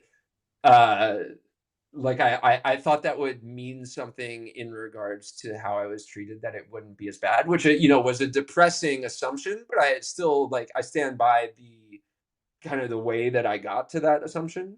And, you know, Chris Smalls, he's a pretty good friend, and he he's contacted been on me. the show. Yeah, so he contacted me like at the beginning of the flotilla, and he was really worried about me because I'm so controversial and loud on Instagram. And I was like, you know, there were a couple of aspects there. You know, first of all, Chris is African American, I'm white, and you know, I was like I understood where he was coming from, because he had obviously received the harshest treatment in the previous one, but I had also, you know, I had spoken to Greta, and I spoke a lot to Chris about what those harsh treatments exactly were. And I was like, you know, I know what I'm signing up for. I know it's not going to be, I know I'm going, like, if we do get intercepted, I know I'm going to prison. I know it's not going to be I'm not expecting cookies from the prison guards. But I was definitely not expecting to be, I guess, singled out, and kind of like it seemed like there was kind of like a personal torture plan that they had for me, and, you know, even without that, every single person who was in the prison was treated with a level of brutality that, like Dr. Daoud, I hope I pronounced that right, I was off on the audio, they treated it like, to me, it felt like we had like a small version of the experience that Palestinians have in that prison and in other prisons. And, you know, it was a very shocking feeling those first couple days to realize, like, you know, when I was told, when I was asking for medicine for me and for medicine for an Irishman 80-year-old Irishman who was being deprived of insulin, being told no medicine for animals, and being like, wow, they really, first of all, I did know that they thought this of Palestinians. I've been listening to the Israelis and Zionists in my messages for a couple of years. It's not news to me that they think of Palestinians this way, as like some sort of subhuman, like everyone's a terrorist and deserves to be tortured thing. But I'm like, wow, this is how they're receiving us as well. And that was shocking. But I'm grateful for it. Bucky was shocked too. Sorry, 1 second. I'm really ultimately, you know, I haven't gotten that into like how I was treated specifically, but I think people listening understand the way all of the flotilla prisoners were treated. First of all, I think they were very stupid for doing that, because they're giving us the opportunity to have these conversations of like, yeah, you know, I was treated like some sort of subhuman terrorist swine, but also, you know, my experience, I think, really points to the fact that anyone who stands in Israel's way, regardless of their background, regardless of their heritage, regardless of anything, like, I ultimately am someone who really stands in Israel's way. My flotilla content, for example, had 125 million views in the month that we were on the boats. So they do view me as a threat. And because of that, in the same way that they bulldozed over Rachel Corrie, or the same way that, you know, they've treated other American and Jewish activists, like the other Jewish person in the cell, or in the prison, David Adler, got a very similar harsh treatment. It's like, you know, it doesn't matter if you're white, it doesn't matter what your cultural background is. Like, if they view you as a hostile towards their lies, like, I'm a very nonviolent person. I also, I'm not strong. You know, I've lost more. I'm skinnier than I usually am, but I'm always like, I've never been in a fight. Like, I'm not a physical threat to them. I'm not any sort of threat, but with my mouth. Right. But And you're they, following. And you're following, right? Am I following? But they, they saw that and they measured it and they were like, we have to make Tommy's life hell. But to me, that is so stupid and such a grave miscalculation, because if they hadn't done that, and if they hadn't done that with all of us, they had, put us up in the initial way they were talking about us, like the selfie flotilla, the selfie yacht. If they had, kind of mockingly like fed us and put us up in like good conditions, like I'd be back here with nothing to tell. Right. But And they'd be instead, making fun of you of like, what are you complaining about? Like they tried to do with Greta and the sandwich, right? Yeah. No, exactly. And I was so worried about that the whole time. And then once I got in, I'm like, wow, we're being tortured. Like we're terrorists. And that was just so shocking to me. And like, one thing about that prison is the one time I was let outside my cell, I was kept in for the whole 5 days. Not everyone was. And the one time I was, we had to go to this kind of outhouse that was very clear. The three, me, David, and Greg Stoker, the three of the Americans, and the three Greg most. has also been on the show. He's the veteran, the anti-war veteran. Yes. Yeah. So Greg has a big following. David runs a large, progressive action. Like David has a large influence on the world. I have a big following, and so we were treated very strangely, and we were brought to this outhouse that was like very clearly, it was like almost out of a TV show, like one of those things that like ramps up the heat and you're immediately like feeling like you're in hell. But we could tell that it's a place where they put the Palestinian hostages and keep them there for like a year. And there was something so dark that I immediately noticed about this little room that had, I'm colorblind, but it was either blood or fecal writings in Arabic on it from people who had been tortured, and just kind of like melted into the walls. But there was a divide between this little bed and the toilet, and the divide had this very colorful Minions shower curtain that was separating it. And it bothered me for the 20 minutes that I was sitting in there, and I was just imagining, like, if I was one of the Palestinian hostages who was kept in this as punishment for 6 months or a year, the level of psychological torture being in this dark gray room that was like 100 degrees and just meant for ultimate torture, but also having this weird, colorful, children's movie shower curtain that was very clearly there for some sort of extra level of psychological torture to the people that they throw in there. And like, much what you guys have been talking about, like, the cruelty of this all, and the cruelty that is specifically, we got a taste of, but Palestinians who are held there, that becomes their life. It's like every little thing, it's like the cruelty is the point on all of it. Like it's designed to be as cruel as humanly possible. And that's what, and draw exact one-to-one parallel to the cruelty that's enacted on the entire population of Gaza, where, the cruelty is the point. Killing children is the entire point of the genocide. Like it's not there aren't like sad little accidents where children die. It's not a bug. They're purposely targeting children because that is their idea of punishing the entire population. And even the guards would tell us when they did talk to us that every Palestinian child is just a future terrorist. In the few times that they would like laugh about it and make jokes about how we're now in Khan Younes, and the women's area had this banner over it, written in Arabic, so specifically to bother the Arabic speaking and like Arab nation people. It had a banner over it with a picture of a decimated Gaza and an AI photo of IDF soldiers walking down like a new carved path, and in Arabic said "paving a way for a new Gaza" with a big Israeli flag. And again, that's like back to the cruelty is the point. Like it wasn't in English.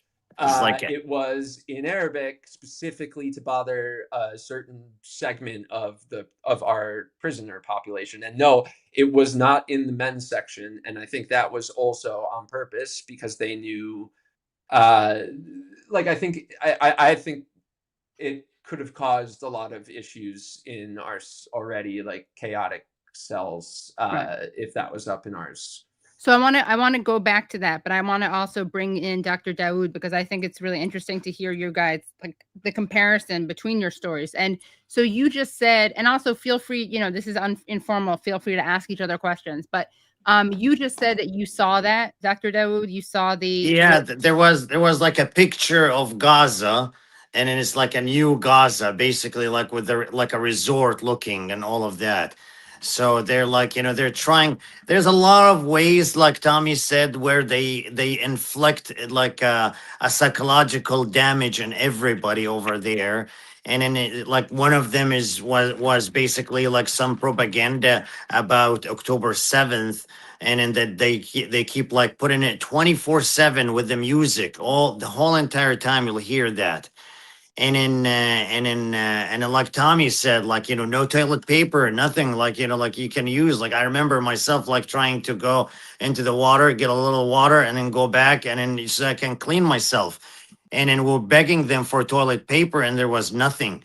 And then like we were also the same thing, like he said, like there was this nice 68-year-old a man who came in with us. He's from Italy, and then he just had 2 stents put in his heart 2 months ago. And then I guess like one of the things that he wanted to do in his life is to come to Gaza and defend the kids and children of Gaza. And then they deprived him from blood thinners. And then we were in a hunger strike because of that, and we refused to eat. They brought us like, just only 1 meal a day. And then we were like, we don't want this at all. We don't want anything. We don't want any food from you or anything from you.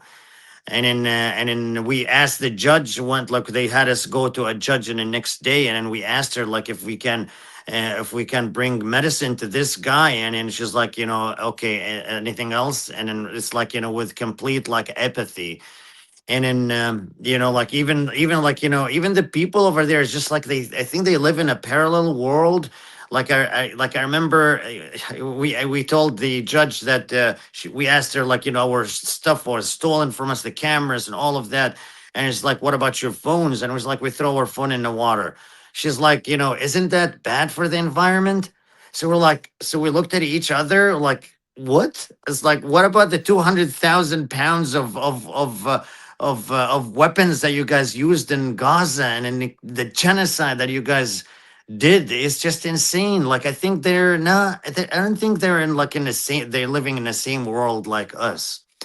And then sometimes we'll engage in some conversations with the guards, and we'll tell them like, like, why are you doing this? And then we'll see some glimpse of like a little bit of a humanity in the young people, not in the older ones. The older ones are gone. The young ones, they see just like I had like one of my comrades, his name is Chris. And then Chris was a priest who used to actually help refugees, and the Syrian refugees during the first migration during the Syrian war. And then he used to take them. He helped close to 100,000 refugees. He's like an amazing person, like really courageous and an incredible personality. And then he'll speak to them how Yosha and what he said and all of that, and then they'll be surprised by how he knows about that, and then they'll start talking to him, and then they'll feel bad about certain things. But again, these things are like really, honestly, like really extremely rare to see. It sounds like the whole entire society is indoctrinated since they're like very little into hatred and into thinking that Palestinians, like Tommy said, they're subhuman, and in their lives doesn't mean anything. I remember seeing this guy who wrote, like Tommy said, he wrote like in a bunker bed. He wrote, "My name is Marwan Fathi Abul Qara. I was abducted in 1/1/2025. My son Asim is a martyr, and then my son Fathi is also a martyr, and then this is my story." It's just very sad, very sad. The things that me and Tommy saw was like 1 of a million of whatever the Palestinians are seeing. You've seen the testimonials from the people who just left crying and said, please save the prisoners. They're in like extreme imminent threat of death. And like, it's just very, very, very sad stories. And then like, we like what did we had to, like me and Tommy, like we got beaten up a little bit here and there. They're getting their bones broken. Yeah. They're getting tortured every single day, like like psychological torture. I remember, like, there's like they have in a speaker every single night, like this sound of like, it sounds like a gunfire, like ta ta ta ta ta ta ta ta ta ta ta ta, and I'm like, what is that in the middle of the night? It's crazy. And it wake you up 10 times a night for like a head count for some, like, well, where are we going? Like, we're not going anywhere, still the same number, but it's just like this trauma they have to expose you to. And in that, the sad thing, and it's not about me, it's not about Tommy, it's not about any of our comrades, it's about these poor Palestinians.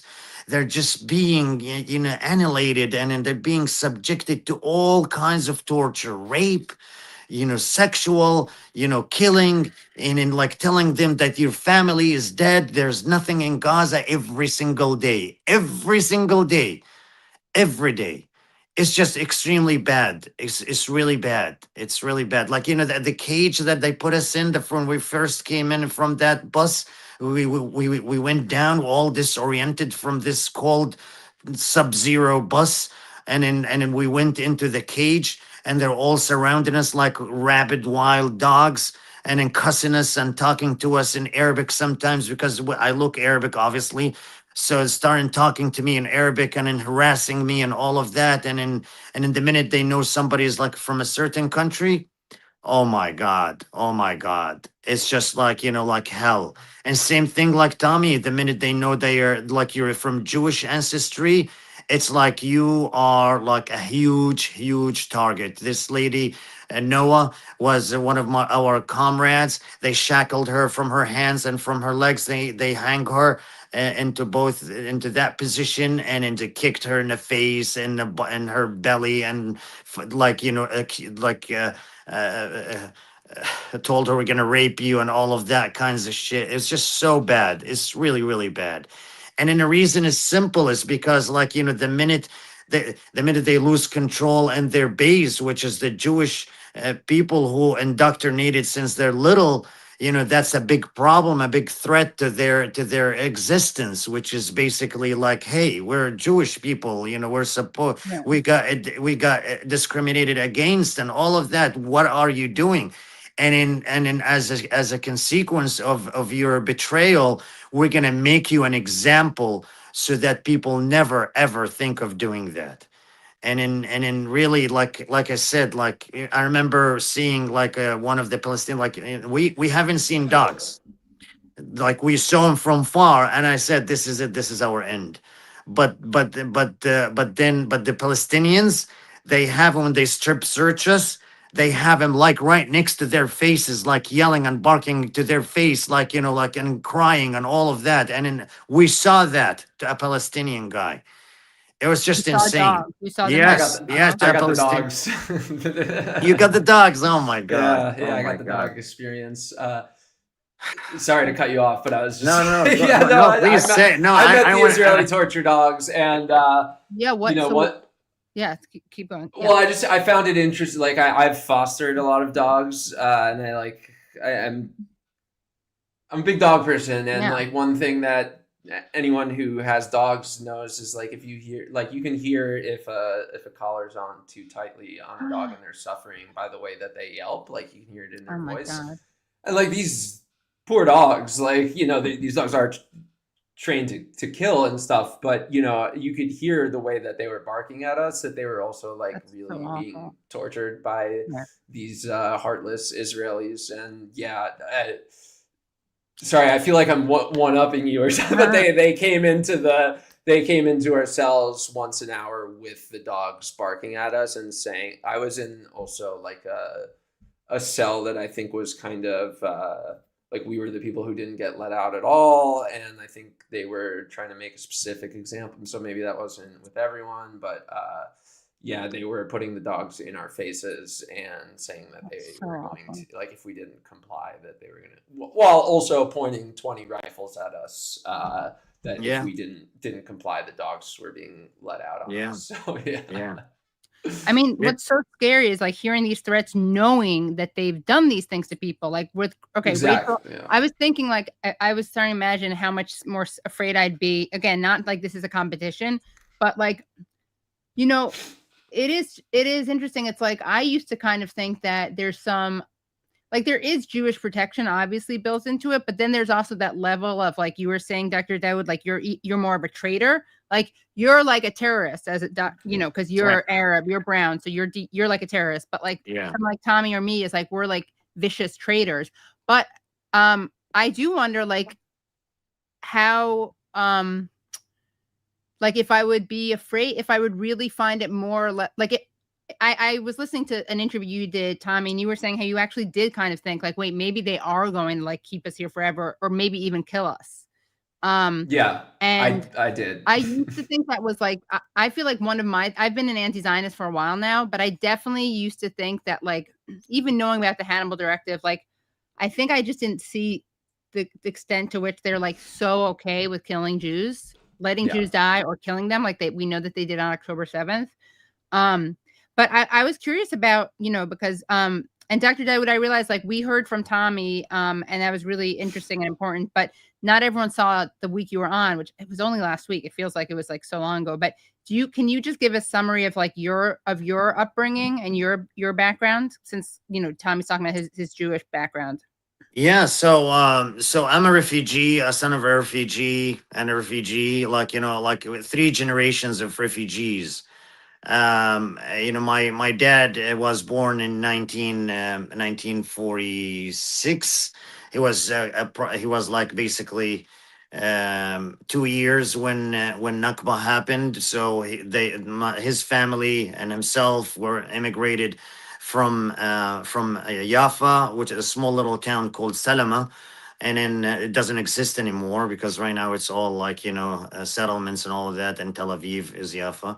And then they all moved into Gaza, and then they settled there for a little while until 1967 happened, and then they immigrated into Jordan, into another camp. So Gaza itself is a refugee camp, and then he went into another refugee camp in Jordan, and it's called Gaza refugee camp. So it's like he double Gaza right there.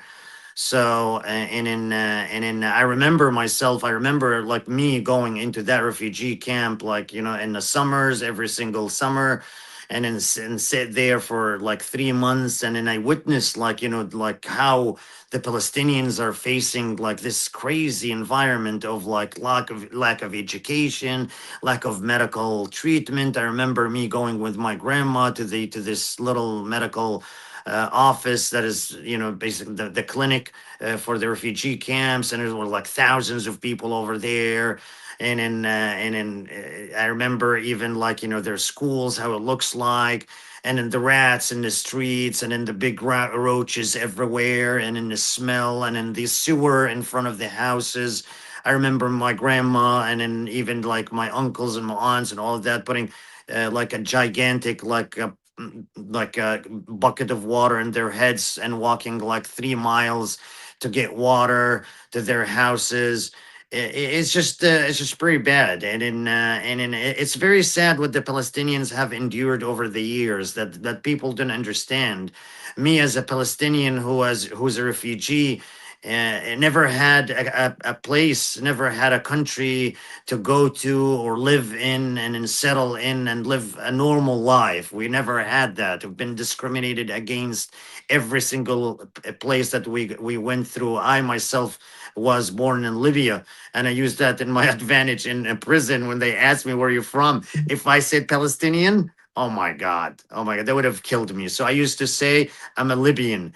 And then they'll still mock me, and then all of that, and like, look at this terrorist came in from Libya, all the way from Libya. Oh wow! And then oh yeah, and then if I said Palestinian, like I'm really dead. But Right. then, and if they know I'm from Gaza, that's it. Like good luck getting out of there. So like I said, I grew up in Saudi Arabia, studied my Right. background is in pharmacy. Prior to going to medicine, was also in Jordan, and then after that I went to the US, where like I worked for a little bit, and then I went to become a physician, a doctor, and then I specialized in emergency medicine. But during this whole entire area, it's just like this is an example of how Palestinians lived their lives in the diaspora. Like, just don't have country, don't have any kind of like belongings, don't have any life, don't have a place to go to. Our only weapon that my dad used to say, my dad used to tell me, listen, I don't have a country to give you, I don't have money to give you, but I can give you one thing as a weapon. I can give you education. Education is what's going to help you in your life. And this is the only thing I can give you.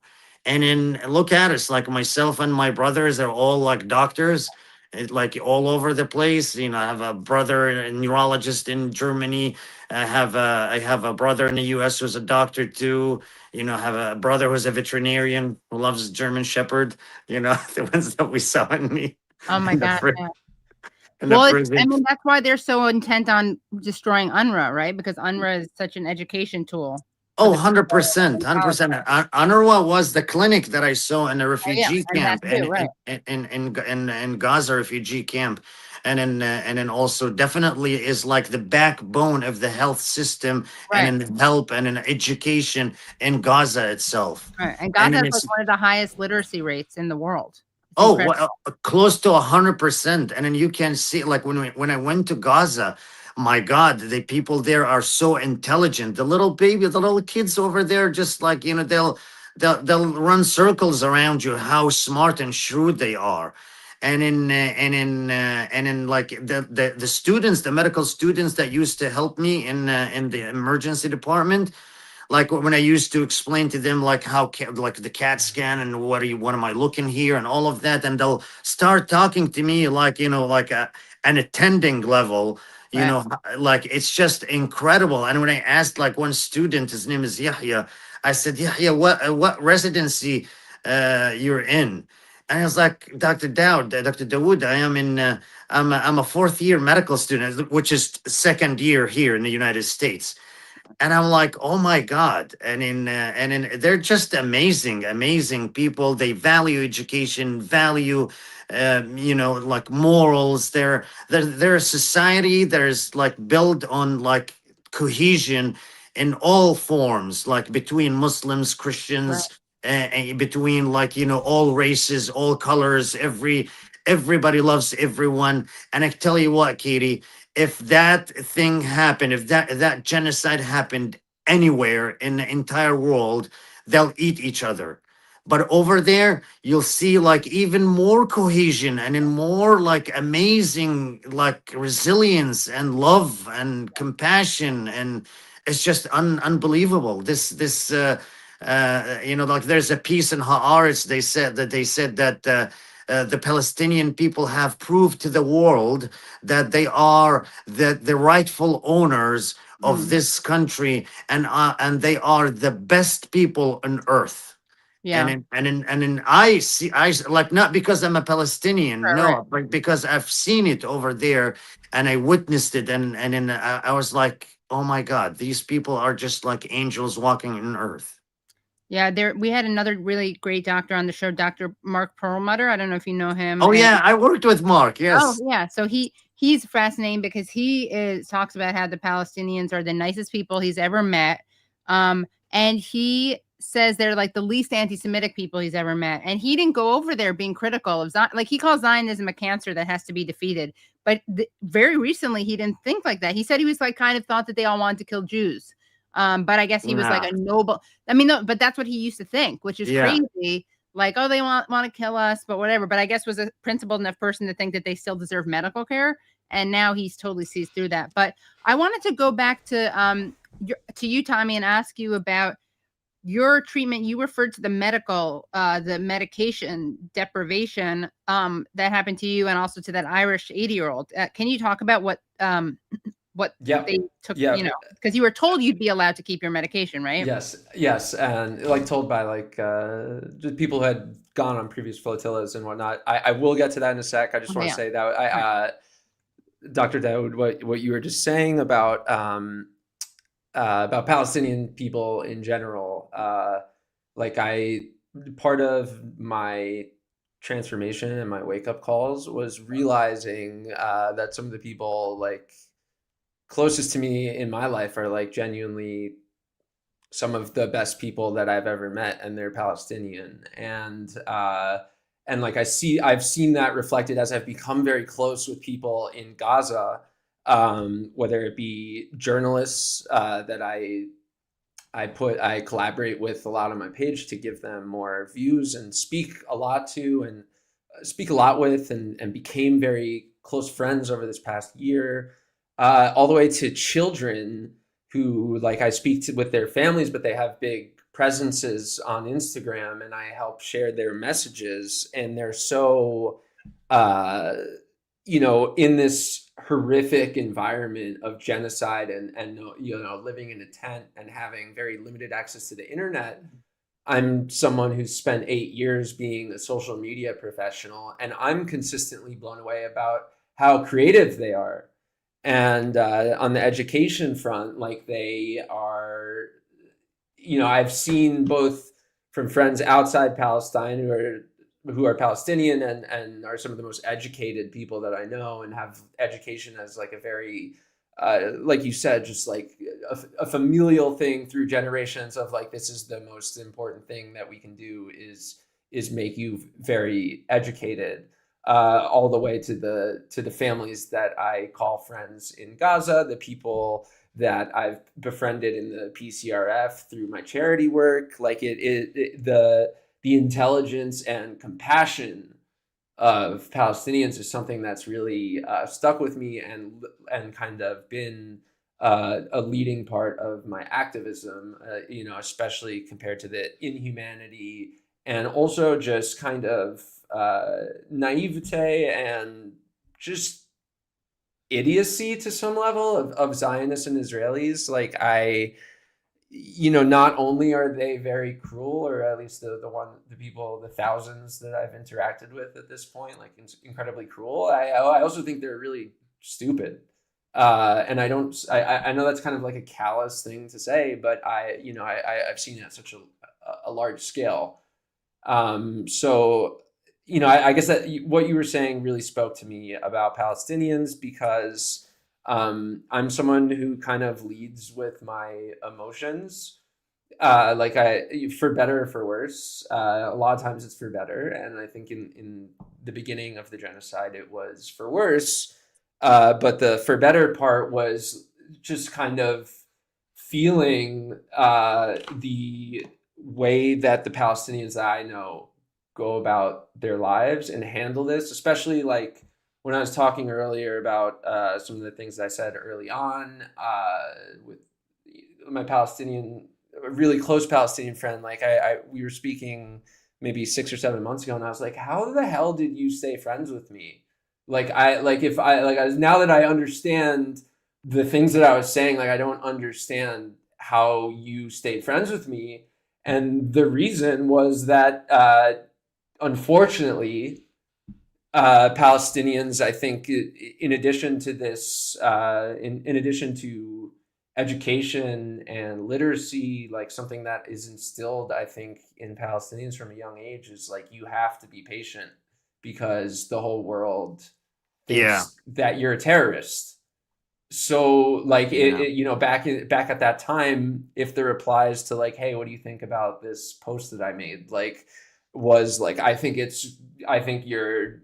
supporting genocide. And like, that wouldn't have been helpful to me back then, being yelled at. And so instead it was like a very patient, long-term process of like, I know he has it in his heart to one day come around. And that was the only way that would have stuck with me, quite honestly. I agree. I agree. Patience is a big thing in the Palestinians. It's very, very unusual people. They have like so much patience, so much patience. Like, and in, I'm sorry. Go ahead. Go ahead, Tommy. Oh no, I mean, yeah, it's like this. To me, it's a defining characteristic, and it's also a pity. It's a shame that it has to be. It shouldn't be that way. And I think hopefully, my hope with all of our activism and everyone who's been shining light on the genocide is that I think less and less people are believing the decades long Hasbro campaigns of like, yeah, but you just can't help the Palestinians because they want to kill Jews. Like, first of all, they don't at all. That has nothing to do with anything. And I was on a boat with I'm so thankful that you're on the Conscience boat, correct? Yeah. And so on my boat we had 4 Palestinians and 4 of the bravest people I've ever met. Rima Hassan, the member of French Parliament, who I just couldn't believe was willing to go a second time. Especially she's so public, and says very controversial things and has been in trouble before with her governments. And then like Al Jazeera reporters, Hassan Massoud and Louai Albashek, like they work for an organization that is consistently murdered, intentionally targeted and murdered in Gaza, in Palestine, and outside as well. Like I was just kind of like dumbfounded by their bravery. And Kieran Andrew, who had family in the West, his entire family lives in the West Bank. He'll never be able to visit them again, and still made the sacrifice, like the willing sacrifice before the flotilla of like, this is worth it, And I'm sure you had very similar experiences, Dr. Daoud, about of these sacrifices that you knew you were making, and also being like, you don't know how much they know about you and what treatment Palestinians are going to get. I remember this whole month leading up, our trip was nearly 6 weeks. So there was a lot of time to think about what was going to happen. And like the whole time I was so worried, not about myself, but about my Palestinian comrades of how are these people, like, are they going to be murdered? And that was like a very big fear of mine, was that they were going to be murdered. And I'm so glad, so thankful that didn't happen. But, I know, but at the same time, no, I think I agree. Both of our experiences kind of speak to the fact that, after being there for a day or two, we kind of realized that is on the table. That is on the table, that people might get murdered. And and then Katie, I'm happy to talk about the medication as well. Yeah. I just don't want to cut off the conversation. Tell us, but tell us about the medication, and also about how you saw Ben-Gvir. Oh yeah, that was okay. Yeah, I probably should have. My bad. I should have led with that. I love that story. I love that. I love that video. Oh my god. Yeah. So, that video that you saw, that was not when we met Ben-Gvir, actually, because all the 500 members of the Global Samud Flotilla were in that prisoner position in this fenced-in area at the port. And right before Ben-Gvir came on, David Adler and I, or an hour before, David Adler and I, the other Jewish male member, we were approached by IDF guards, and they said, "Are you're Jewish, right?" And we're like, "Yeah." And they picked David and I up, moved us to the back corner. They made us stare at the Israeli flag for an hour, while asking us questions like, "Do you speak Hebrew?" And we're like, "No." And they're like, "Oh, you're a fake Jew." And we were next to Greta, who's like holding another Israeli flag. It was like this weird ritual thing that they were doing to us that I guess was supposed to change our minds, but definitely did not. There was nothing about staring at the Israeli flag that co-opted the Star of David that I've watched massacre, tens of thousands of children. All I was thinking was like, how stupid are they?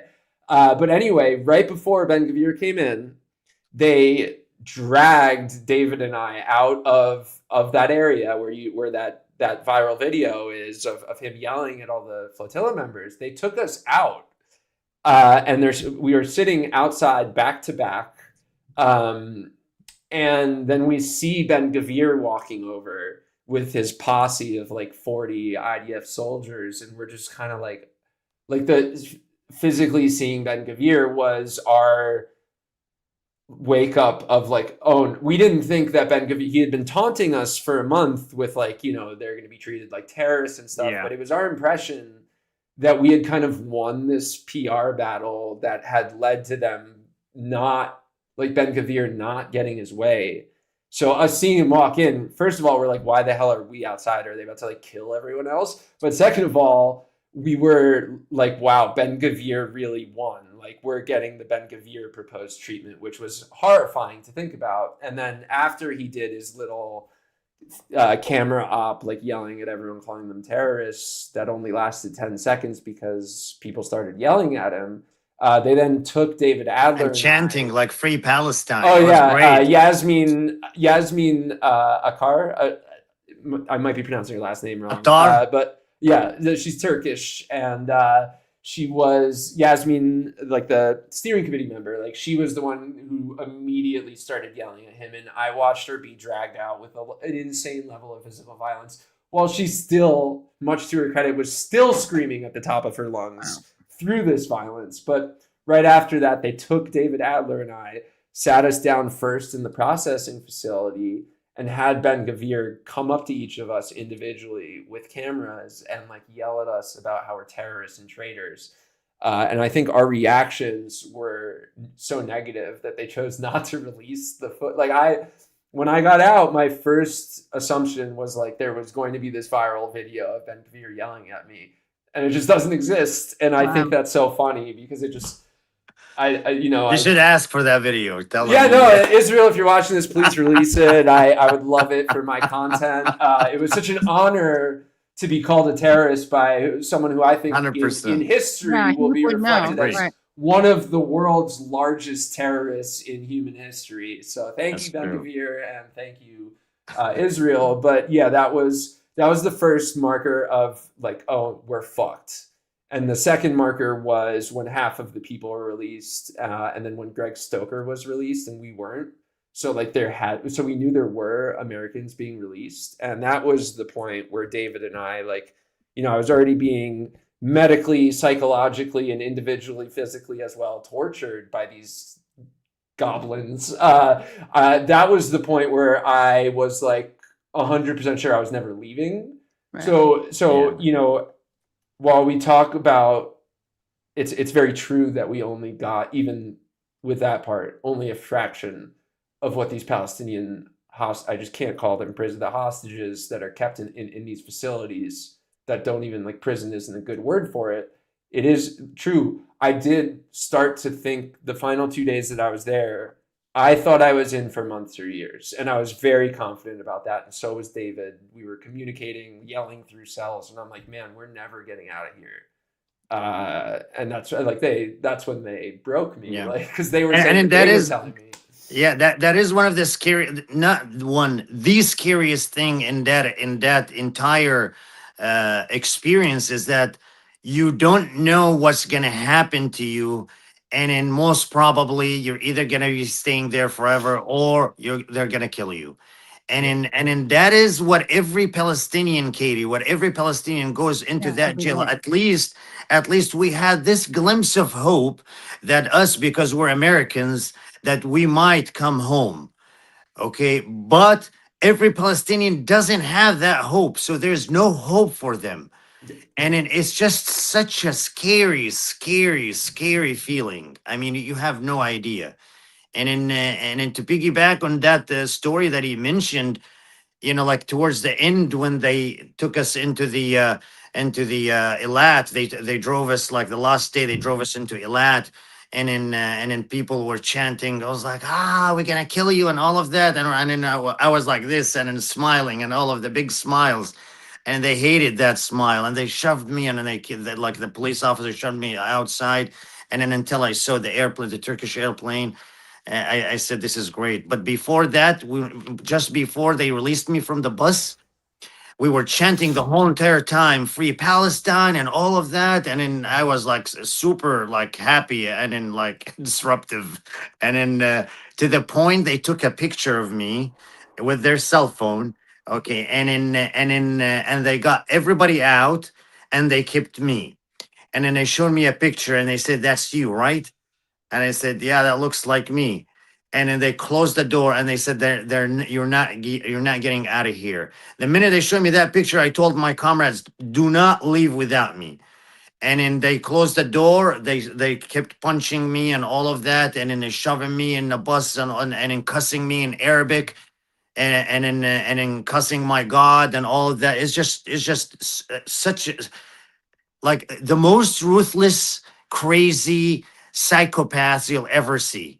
Like really crazy. And I thought that and then they told us, if you're disruptive, you're going back.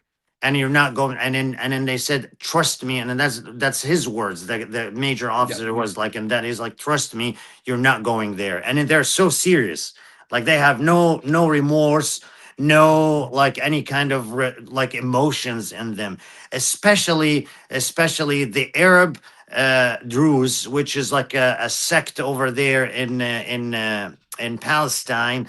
They have this inferior personality that they want to show. Superiority complex. Exactly. They want to show that the Israelis that we're like you. We actually we're one of you guys, and then we're gonna prove it to you. We're gonna torture these Palestinians to the max. And then that's exactly what they're doing to every single Palestinian over there.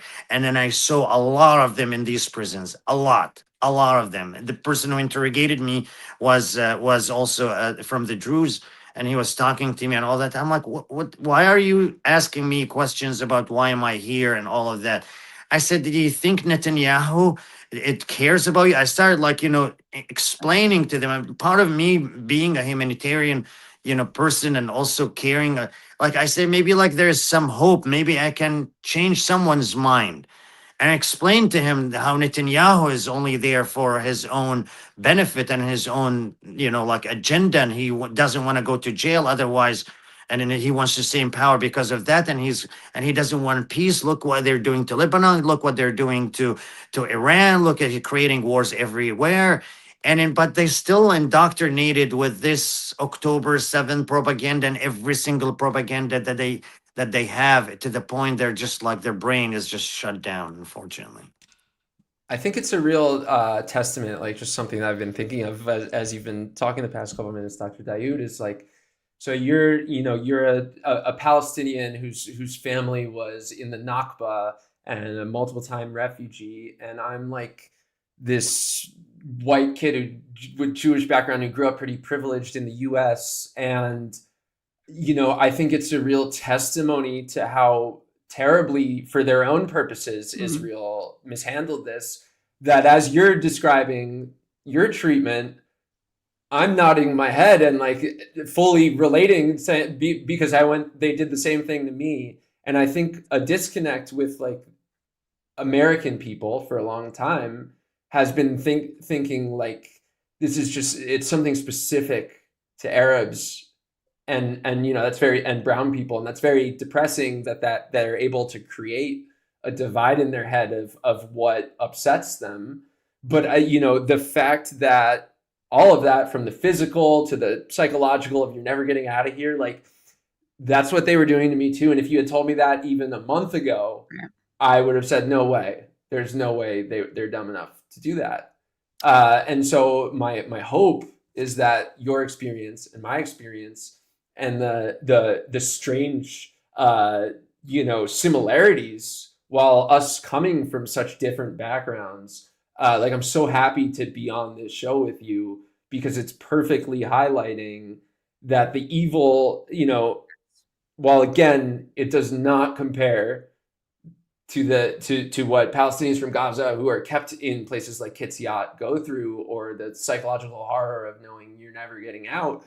That we both got our own tastes of this and kind of freakishly went through very similar things, but with them they're yelling at you in Arabic, and with me they're yelling at me that I'm a fake Jew because I don't speak Hebrew, and there's like this very strange kind of juxtaposition, but in parallel between our experiences that like I hope is enlightening to some people who feel like they've been somehow still on the fence about Israel. I agree. And I just want to play two. You guys have been so generous with your time. I'm sure you're exhausted. And I don't even know what time you have to wake up, Dr. Daoud, to do like really life-saving work, which you contribute to, Tommy, because of giving, fundraising for important things. So, Katie, I went after that. I went after I came home. I found out that they brought Gallant to Florida, and then I went right there immediately so that we can make sure that yes, they brought him over there, and I went straight over there to the protest in front of the and it's still people over there, like, and it was in front of the Jewish Confederation in Tampa, Florida, and it's just shocking how still, like, there's so many Jews still don't understand how how the Zionists don't care about that, and how they hijacked an entire religion in addition to hijacking our country and imprisoning our Palestinian people there. And it is still the worst that they have done to you guys is, hijacking an entire religion and doing all of these awful things in the name of Judaism. Well, that's why, I sound like a broken record, but that's why it's just so ironic when people accuse Jews, like you were saying, Tommy, people are like, oh, don't speak out against against Israel because that creates anti-Semitism. It's like, if you care about anti-Semitism, you should be praying for Jews that speak out against Israel. Like, that is the way we fight anti-Semitism. If the world thinks we're all signing on to this genocide that's been live streamed, that people see as a genocide, and they think that all Jews support that, like, how do you think that's going to wind up for Jews? And again, I say this all the time. That's not my primary concern. Like, I speak out about this issue because I care about human rights, and it's like really fucked up for them to try to like use us to justify a genocide and use another genocide to justify another genocide. But like, even if you don't even care about Palestinians, like, open your eyes. How do you not get that this is not good for Jews? And honestly, like, if that's the way that people need to wake up, like, I'm hoping that once people see that, then they can get in touch with their humanity again. Because I think for so many people, it's fear. And I'm not like giving people a get out of jail free card, or I'm not saying that it's okay or justifiable. But I just think it's important to figure out like how as many people's minds can be changed as possible without, in a way that doesn't require, throwing any Palestinians under the bus. But I want to show this video because we're speaking about, well, let's show this Ben-Gvir video that you guys referred to. Okay. Does this one have subtitles? I believe, is this the one that naked? Oh no, is this the one? That's the video I was referring to. Yeah, this is the one that was. Yeah. But does it have subtitles? Yeah, it I does. believe, yes. Right? Yes, Okay, yeah. great. Sorry about that. Okay. All right. Let me just play this then. Okay. So this is Ben-Gvir attacks, kidnaps some flotilla activists. Okay. So here it is. Okay. These are the terrorists of the police. These are the terrorists. Because they're murderers. By the way, their ships were found completely frozen. They didn't really come to help the police, but out of love. Oh, this is it.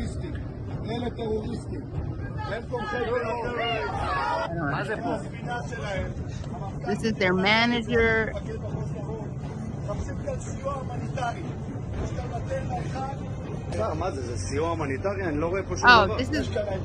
Oh, this is great.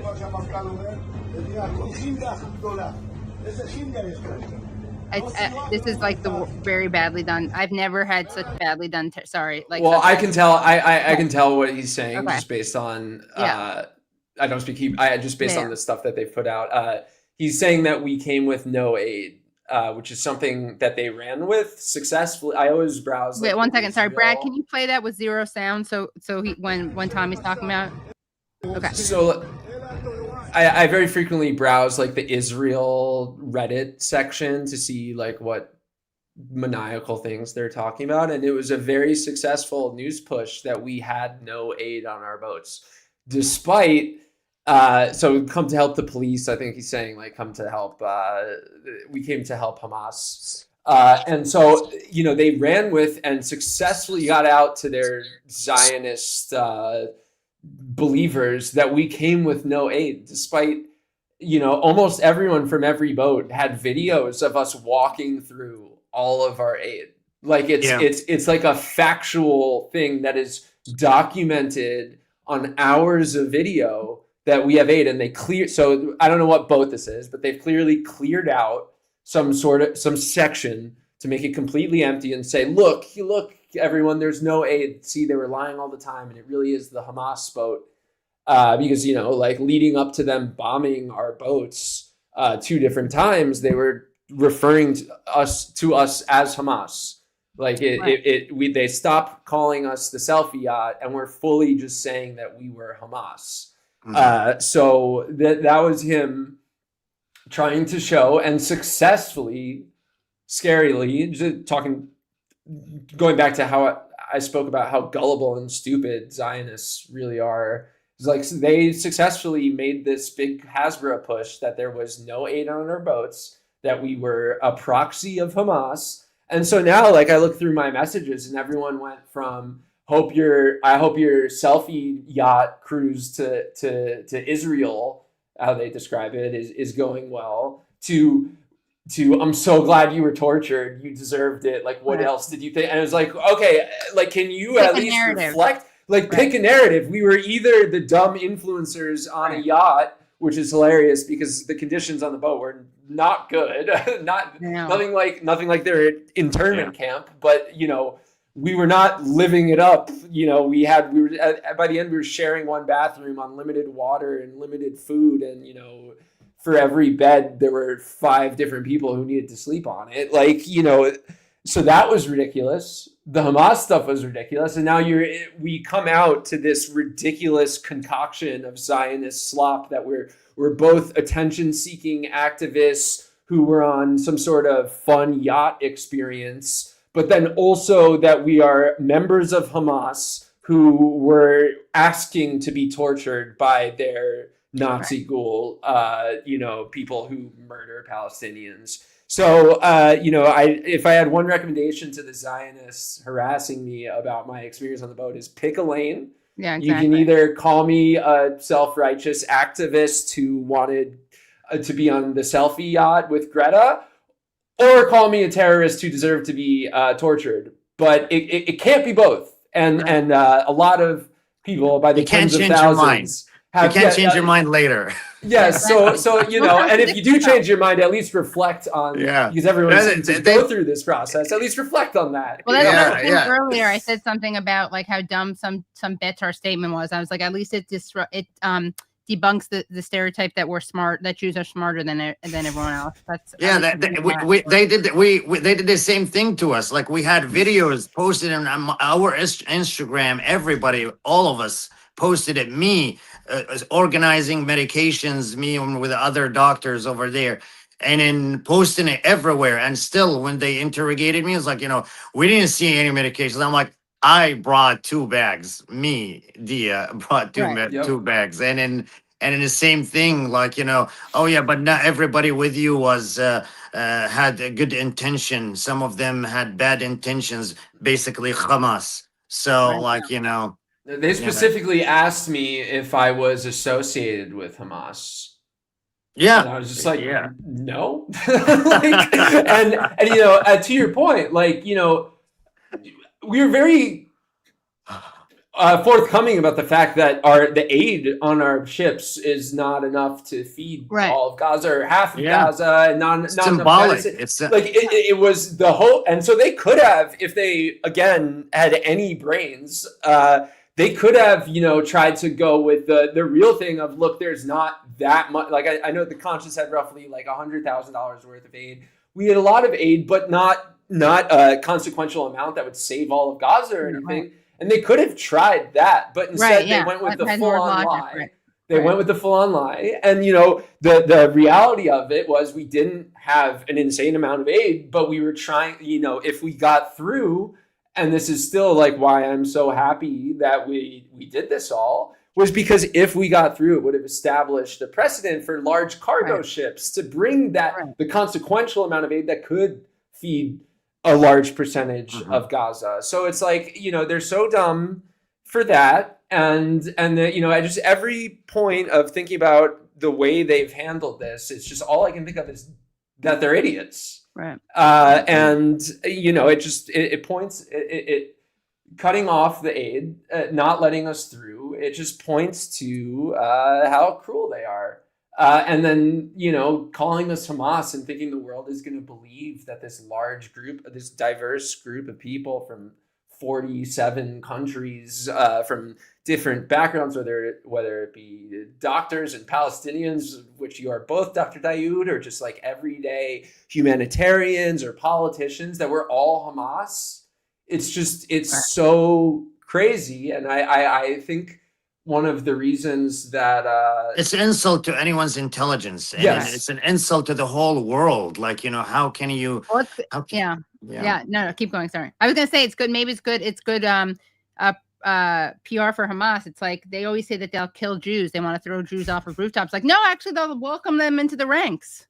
Yeah. So there you go. I was foolishly thinking of like, from my like communications and PR and social media brain, like in the time on the flotilla, I was thinking of like different ways I could imagine Israel like smartly dealing with us. So one of them is, like I mentioned, that they could have put us up in some sort of like visibly nice hotel type situation. Another one was like, maybe they will let us through and then kill us and frame it as set it up as being like Hamas, like Hamas, look, the Hamas, because I got so many messages while I thought of that. I hope you get through and see Hamas, Hamas will kill you because you're a Jew.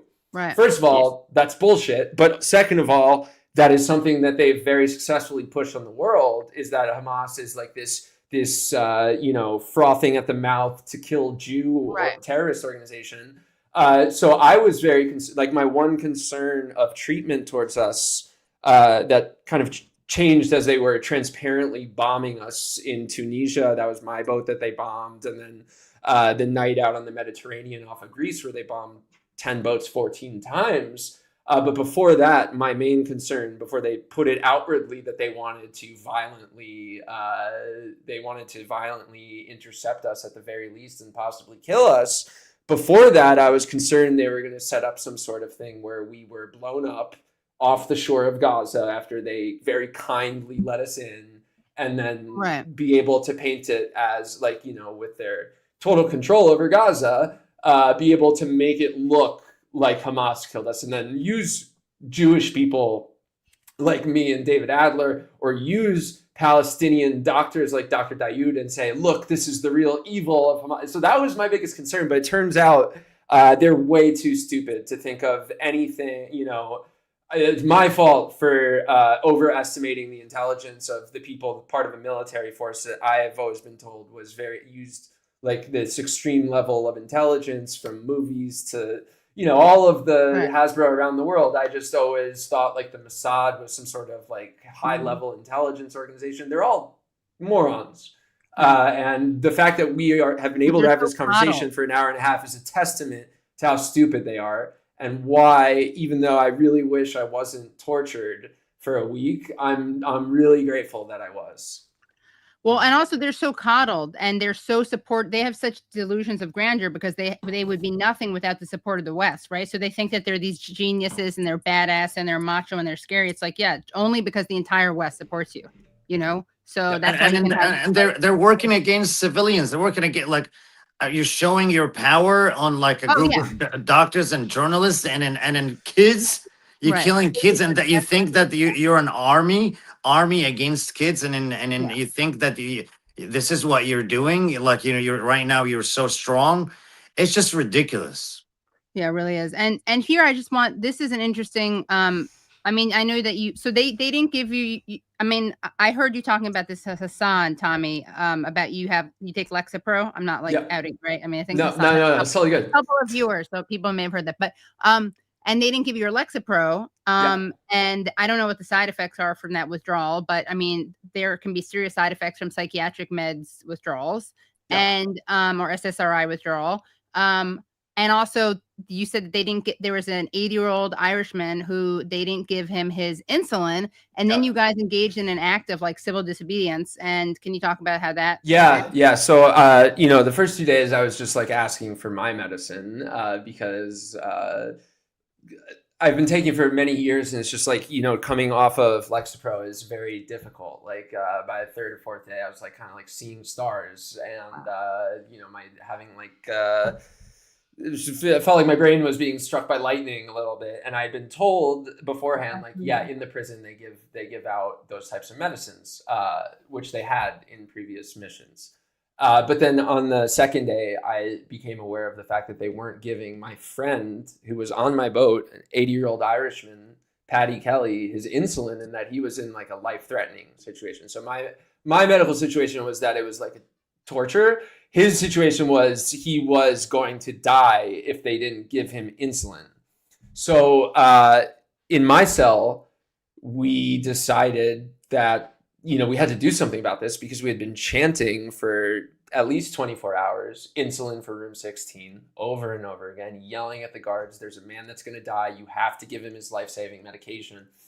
And it was clear that they wouldn't. The guards were dancing to our song about insulin for 16. Like, they thought it was hilarious. All of them, I want to point out. Like, I think it's very important that, in the experience with hundreds of prison guards and IDF soldiers, thousands even, there was no good cop.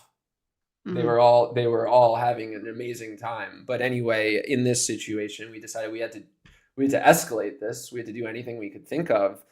So in our cell, we every hour on the dot, for the first 3 or 4 days, they would come in with guns and yell at us to wake up and count us very slowly. They had such a hard time counting us, but it was a thing every hour to count us. I think it was part of their sleep deprivation torture. But in order to try to get Paddy the insulin that would save his life, we decided, okay, we're going to stop the insulin, or sorry, we're going to stop the counting process and give them no choice. So we decided to hold up a blanket in front of the bathroom and all hide behind, like the 20 of us hide in the bathroom behind this blanket. And, I think it's worth mentioning that my cell was almost all Arab men.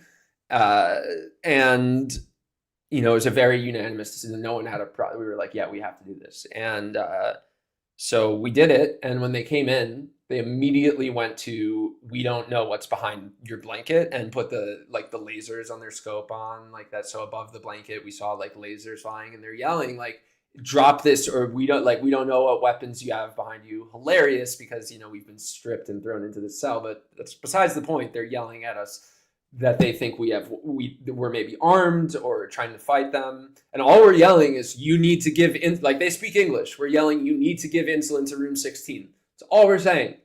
And they start counting down, and every second of the countdown is, we're going to shoot. Samuel, this Norwegian man who was the one holding the blanket and the first in line, like, he didn't drop it until 1, but it became very clear as they were getting like from 3 to 2 to 1 that they were going to shoot us. So we did have to drop the blanket. Paddy didn't immediately get his insulin, and it didn't have the effect that we wanted. But I think, now coming out of this, and also right after, I realized, and we all realized, like, okay, there is this line. They do have some sort of line where they don't want to kill us, or they've been directed, like, do your best to not like kill these flotilla terrorists. But they were willing to kill us if they needed to. Yeah. And so I think that's an important point, is that like no one died, and that is a miracle. On my form that I put to the U.S. Embassy, that they largely did not communicate to any of my emergency contacts on purpose, I was like, they're going to kill people, because that's all they were demonstrating, was that people were going to die. And, they were telling me I was never getting out individually. While I'm begging for my medicine. They're just like, they're giving the medicine to every other, I think it's important. They're giving anyone who's on like an SSRI or something like that. Every single male, I found out on the last day I was there, had been getting it the whole time. including in my cell the first 2 days I was with Ty Hickey, who's like a Irish comedian. Great like he was getting a very similar medication, but like in the first couple of days I thought like maybe there it's like a mix up, so I would like tell kind of calmly each time like, hi, I also have medicine that you threw in the garbage laughing at me and then told me I would get in prison. Like it was in my pocket. I just had the two things that I brought once the Israelis boarded us. I had two things in my pocket, my passport and my medicine. So it was a very on purpose thing directed at me. And, you know, by day 4, I had between thinking I'm a long-term political prisoner and coming off very harshly this medication that you're advised to very slowly taper off of, like I had lost control of myself. And so like they pointed guns at me on day 4 when it was only 10% of us left, and I was very sure that I was a long-term prisoner going to be murdered. And I remember just yelling at this guard who I had previously spit on, saying like, I dare you, fucking shoot me, and see what shooting an American Jew will do to your Nazi country. And like I was yelling that over and over. Like I was literally again, they broke me, they succeeded, but I was like trying to encourage them to shoot me because I was just like, I'm in here forever. Like I might as well prove a point. I don't want to stay in this prison my whole life. And all that the guards have told me and all that has been demonstrated to me is that I'm never getting out of here. So I'd rather just be dead. Wow. Yeah. That's really scary. No, they don't care. I'm sorry to hear that, Tommy. That's horrible. And then they honestly, like I use a thyroid medicine, and then they bluntly told me like, oh, you'll survive. I'm like, okay. It's just like, you know, as simple as that. It's not like, you know, I didn't expect like a special treatment. Like I felt like if I go out of here alive, I'll be okay, you know, and then as simple as that. But we felt so bad for Claudio, who's 68, and then he had just 2 stents placed in his heart a month ago, and then they refused to give him blood thinners, like life-saving. These are life-saving blood thinners, and they just refused. And we went, we went in a hunger strike, and then they didn't care. They didn't care at all, like nothing. We only drank water over the past 3 days we were there. And then it was, and then like I knew inside me, but my other comrades, they were just hopeful that they're listened to. And I'm like, it's like, you don't know, guys, what you guys dealing with. So and you don't know, like, so he got out eventually, obviously, and he yes. But, like, In the third day. You don't know the stress that could he could die early because of that, right? I mean, 100%. You don't know what, it could have taken years from his life. 100%. You can have a clotting of that stents, and then, you know, basically heart attack, pretty much. I hope they looked at him. Like, I hope they gave him a good checkup afterwards.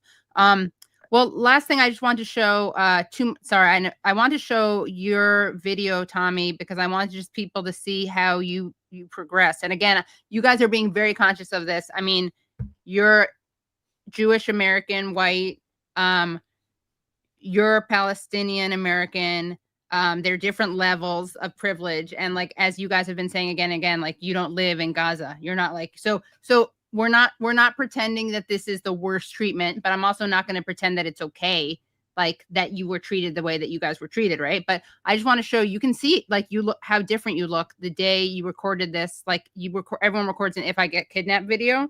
And then there's a video of you in Jordan, I believe, right? In a cell in Jordan. So so let's see your If I Get Kidnapped video.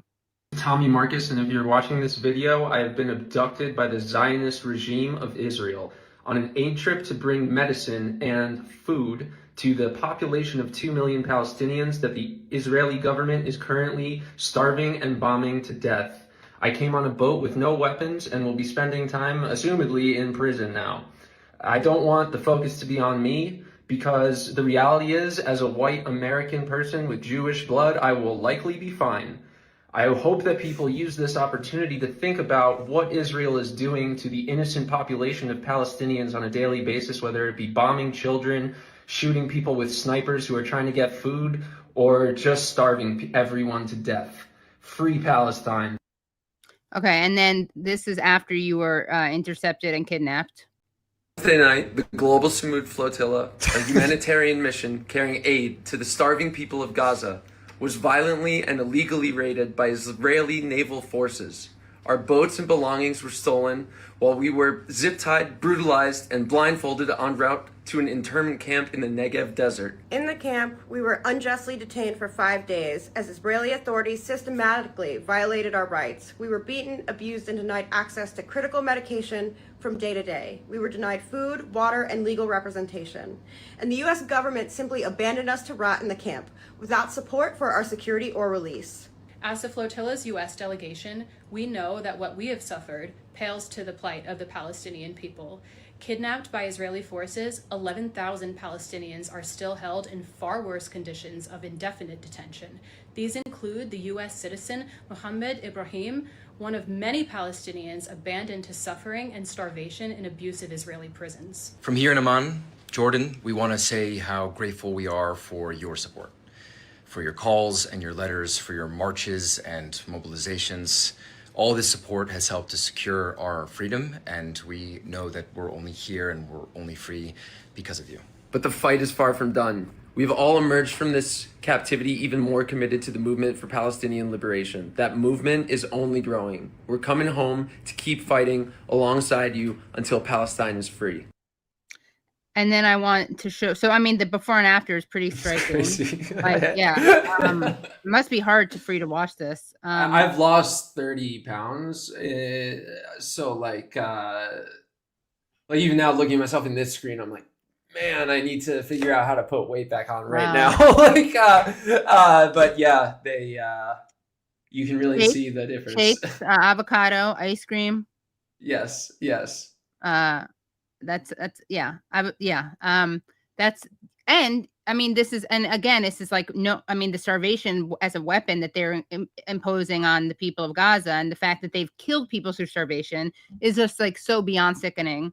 And anyone who's ever defended that, I mean, I just can't believe that Barry Weiss, who runs a basically like Holocaust denial site, or the Free Press, is now at CBS. Someone who pretended that this, I mean, can you just imagine if any of these people were like, well, that kid in the Holocaust concentration camp in Auschwitz already was suffering from some pre-existing condition, so I don't really care that they died. Yep. That's exactly the Zionist line. And I'm so disgusted, and I'm so glad you mentioned her, because like, just in general, I'm so disillusioned with all of Western media. It's like, it seems like there is no good Western media, like prominent Western media outlet. So I'm grateful for shows like you. And because it's fun, I got a couple people were mad at me for going on Hassan, which I disagree. I disagree with the reasons. Is over there the literal fake thing about his dog, and I bet his dog is like. And again, I foster dogs. The whole thing was so ridiculous and not true about his. Anyway. But I like to a couple of them, after they didn't believe me when I said the dog he wasn't wearing a shock collar. I was like, listen, what do you want? It's not like I got out and like CNN was called. Yeah, exactly. It's not like CNN was on the phone like, Tommy, can you talk about how the Israelis tortured you? Yes. Like they don't want to platform that. They don't want to platform Dr. Daoud. So I'm so grateful for people like you, Katie, who I did know before the flotilla as well. Just like, as you know, were you living in I don't know. I don't know how many people are watching, but I know it's like a good bit, and it's reassuring for me to know that this story can be listened to by people who care. And of course, I have my own audience that I'm excited to share this with as well. But yeah, it's a real testament to how pathetic and complicit the Western media is. I was expecting, after the week in prison, I had this vision in mind for how the flotilla members, specifically the Americans who had basically been disappeared into the Negev desert. I wrongly put faith for the final time into Western media. I thought we would get out and there would be a whole slew of like, what is happening to the flotilla members? because it was a very clear, different, like even from the outside, you could tell just from speaking to like Alana Hadid, who was my emergency contact, like everyone knew that we were anyone who wanted to know knew that we were getting a different treatment than the two previous flotillas. Right. So the media, they're not dumb. They knew too. There was a New York Times article the day that we were intercepted with 3 authors on the byline that actually very accurately covered how the flotilla, like what the flotilla was and what we had done in the month leading up to it. But then there was no update. No one thought like, okay, we haven't heard, and there's no proof of life in the past 3 or 4 days. Maybe we should check in and do a follow-up story. Yeah. There was none of that. So, people were relying on the 3 people running my Instagram page to get any news at all. And from people like you. And I'm proud that I'm able to have this outlet that reaches so many people. But I also think it's a testament to how pathetic the Western media is. And I pointed out a lot, like on my page, like when I accidentally make a news headline with like 2 typos in it, I think it's funny because it's read by more people than the very professionally done Washington Post and New York Times headlines, because people have had enough of these moronic and complicit people. So I always point out the fact, like, I actually have no training in journalism. I'm just, and like, I frequently like make mistakes on like to the level of dumb typos. But still, people trust me more than these fascist compliant, genocide complicit outlets, because they know that I'm at least not corrupted and I'm at least sourcing real people and real stories. And that, it's a testament to how far gone the Western media is, even the Washington Post, like really, like outlets that I used to think were trustworthy. And I know firsthand, I've interacted with Western journalists like John Swain for the Washington Post and seen even before 2023, seen the levels of depravity they're willing to go to be compliant to certain storylines that they're instructed on doing, and to be, a genuine harm to the world. Yeah, and it's clear how Zionism is actually controlling all of that, and it's pretty much we're fighting against, like, not only a country, we're also fighting against an entire like giant of mainstream media that is being controlled by the Zionism. And at the same time, the government's like, I was honestly surprised that the consulate of the United States came to see us. I did not expect that. Yeah. I did not expect that whatsoever. And especially us, the United States, the other ones, like Europe, to a certain extent, I was like thinking, yes, they'll come. But then even when the consulate was coming, it's nice and everything. But to be worried and scared of the guards telling you like, hey, we told you 20 minutes, and then he's like 2 minutes, 2 more minutes. I was like really shocked. I mean, what is going on? I'm yelling at him. I'm telling him like, you need to go and tell the White House how they're treating us and all of that. And then I looked at how the guards are telling him like just only 2 minutes. And then I was like, wow, like you're the consul, you're the ambassador, or the image of the United States and the image of the president, and you're being yelled at by prison guards for taking too much time with prisoners from the United States. It was just crazy. Wow. I mean, it's yeah. I viewed that as all theater.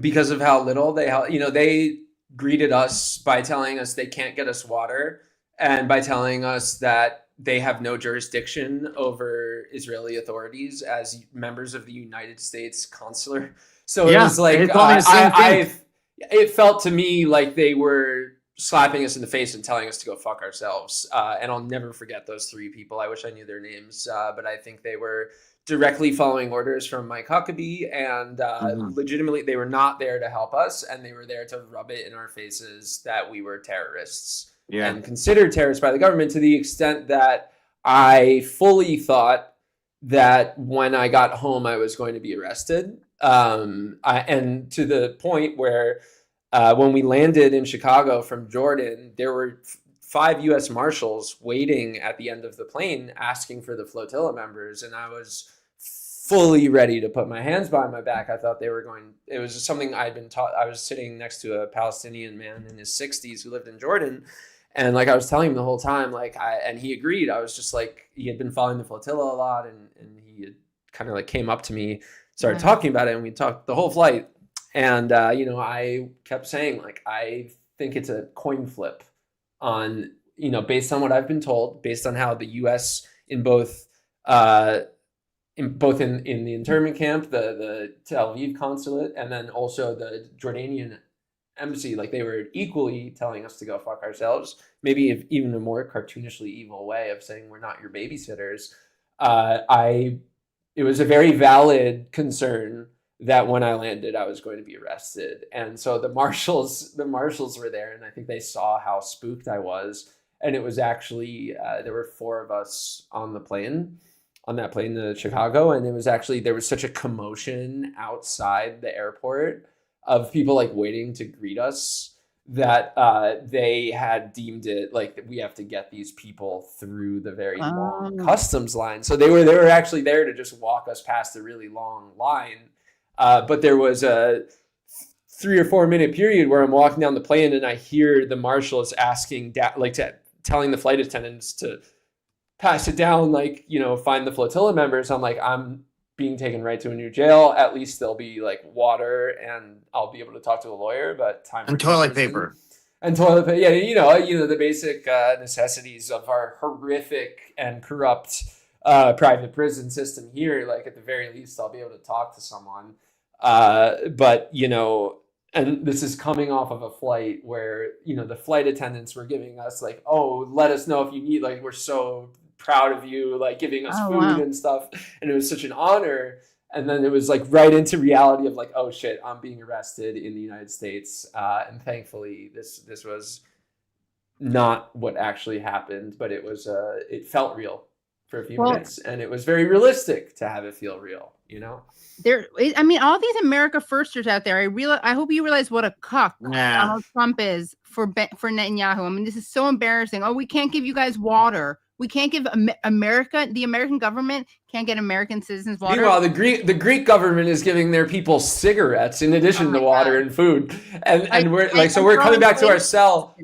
We're giving back to our cell. Like one person broke off a small piece of a pastry, and it was like the first thing I'd put in my mouth for 3 days that the Greek government had given. They got baklava and you didn't get water. Yeah. And so we were immediately shown the lying irony of these disgusting people who work for a combination of Mike Huckabee and Benjamin Netanyahu, just like pretending that they cared about us, having us fill out a form that they didn't show to anyone. And, even on the medicine point, the main woman, I wish I knew her name, she was like, oh, we're so appalled by that. Well, make sure you get your medicine. I believed her. So for that evening, I'm telling the guards, like, maybe if you check your notes or something, you have something from the consulate. She didn't tell anyone. She was part of the whole thing. And that's like, that was the crazy, that's why, I frequently tell people I learn things every day, even after spending like a long period of time at this point being, advocating for Palestine and against the genocide and raising all this money and becoming friends with so many Palestinians. Like, I'm still learning new stuff every day. And the stuff that I learned that day and in this experience is that the United States is, there's this thing that I think a lot of us Americans, at least white Americans, grew up with from like movies and other forms of entertainment and just things that politicians say, that we have this idea that the U.S. will come to the rescue of its citizens. Like, like an American is trapped in some scary place, like they're going to go send the Marines in and pull them out in some elaborate. And it's like, no, look at us. They just completely disregarded our lives, left us to die. They very could have had American deaths on their hands, and they loved it.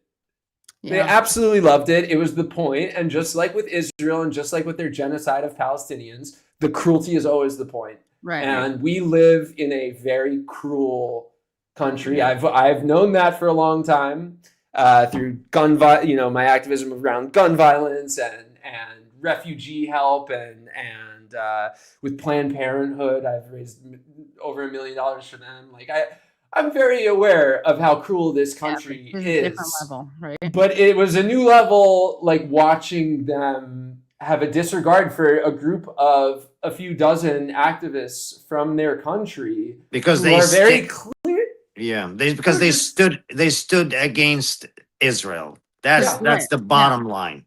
That's the whole bottom line. You go, you say something against Israel, this is what's going to happen to you.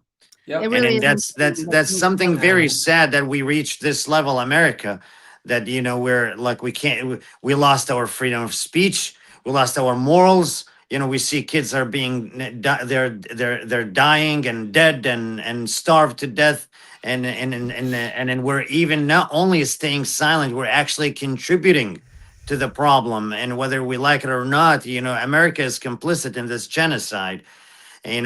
Providing weapons, providing F-16, providing everything. You name it, money. And then it's very sad. We're in a very bad era in history that it will be haunted forever because of that. And then if the American people don't realize that and don't wake up to this nightmare, somehow in a magical way, we're screwed.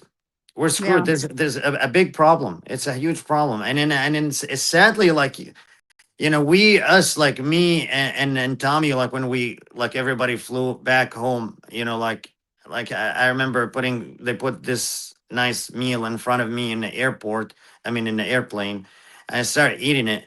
I started crying. I started sobbing, and then it's just, I'm like, these people, I went to jail for a couple of days or 3 days. And then I came home with a meal and all of that, an airplane, and the people I left behind me, tens of thousands of prisoners. They have no future and no hope whatsoever. It's just very sad. It's really, I started crying. I couldn't stop crying. I said, this is the worst thing I've ever witnessed in my life. I'll never forgive myself for even eating.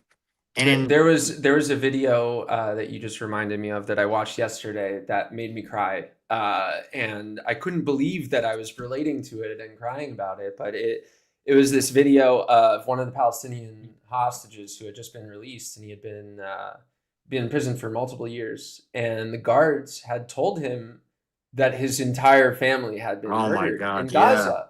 And so you watch him get out and be greeted by his wife and children, and he's in this utter shock because he's spent years being told by probably the same guards who were walking around our cells that his children had been murdered and that they were dead. And his small children are coming up to greet him, and you see on his face he doesn't even he's in a shell shock. And while my experience doesn't compare to what he went through, I know what they were saying to him. I know how believable it felt. Because of the types of psychological manipulation they were doing on me. And I can't believe that I'm sitting here saying that I related to a Palestinian hostage coming out of long-term imprisonment and horrific torture that was worse than what I went through on an astronomical scale. But I saw in his face that confusion of getting out and being realized how many lies had been told. And I truly, in that moment, very much related to him and just really started crying.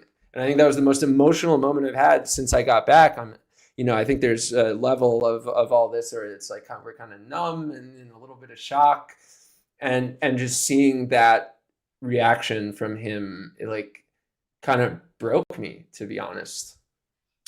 Well, I want to show one more thing that. Oh. That's the one. Yeah.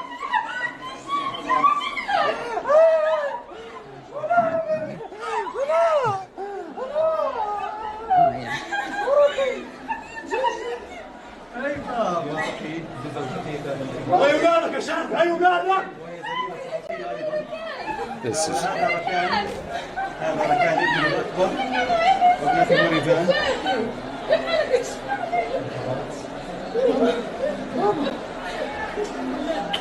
كانت منتظرة. حبيبي يا بابا، حبيبي حبيبي حبيبي حبيبي، أنا ما ترجع كنت أسعد باسمك. خير يا بابا. What's he saying, Dr. Daoud, do you know? He's saying, my love, my love, my love, how are you doing? All of that, you know, and how are you, Baba? How are you, Dad? I mean, son.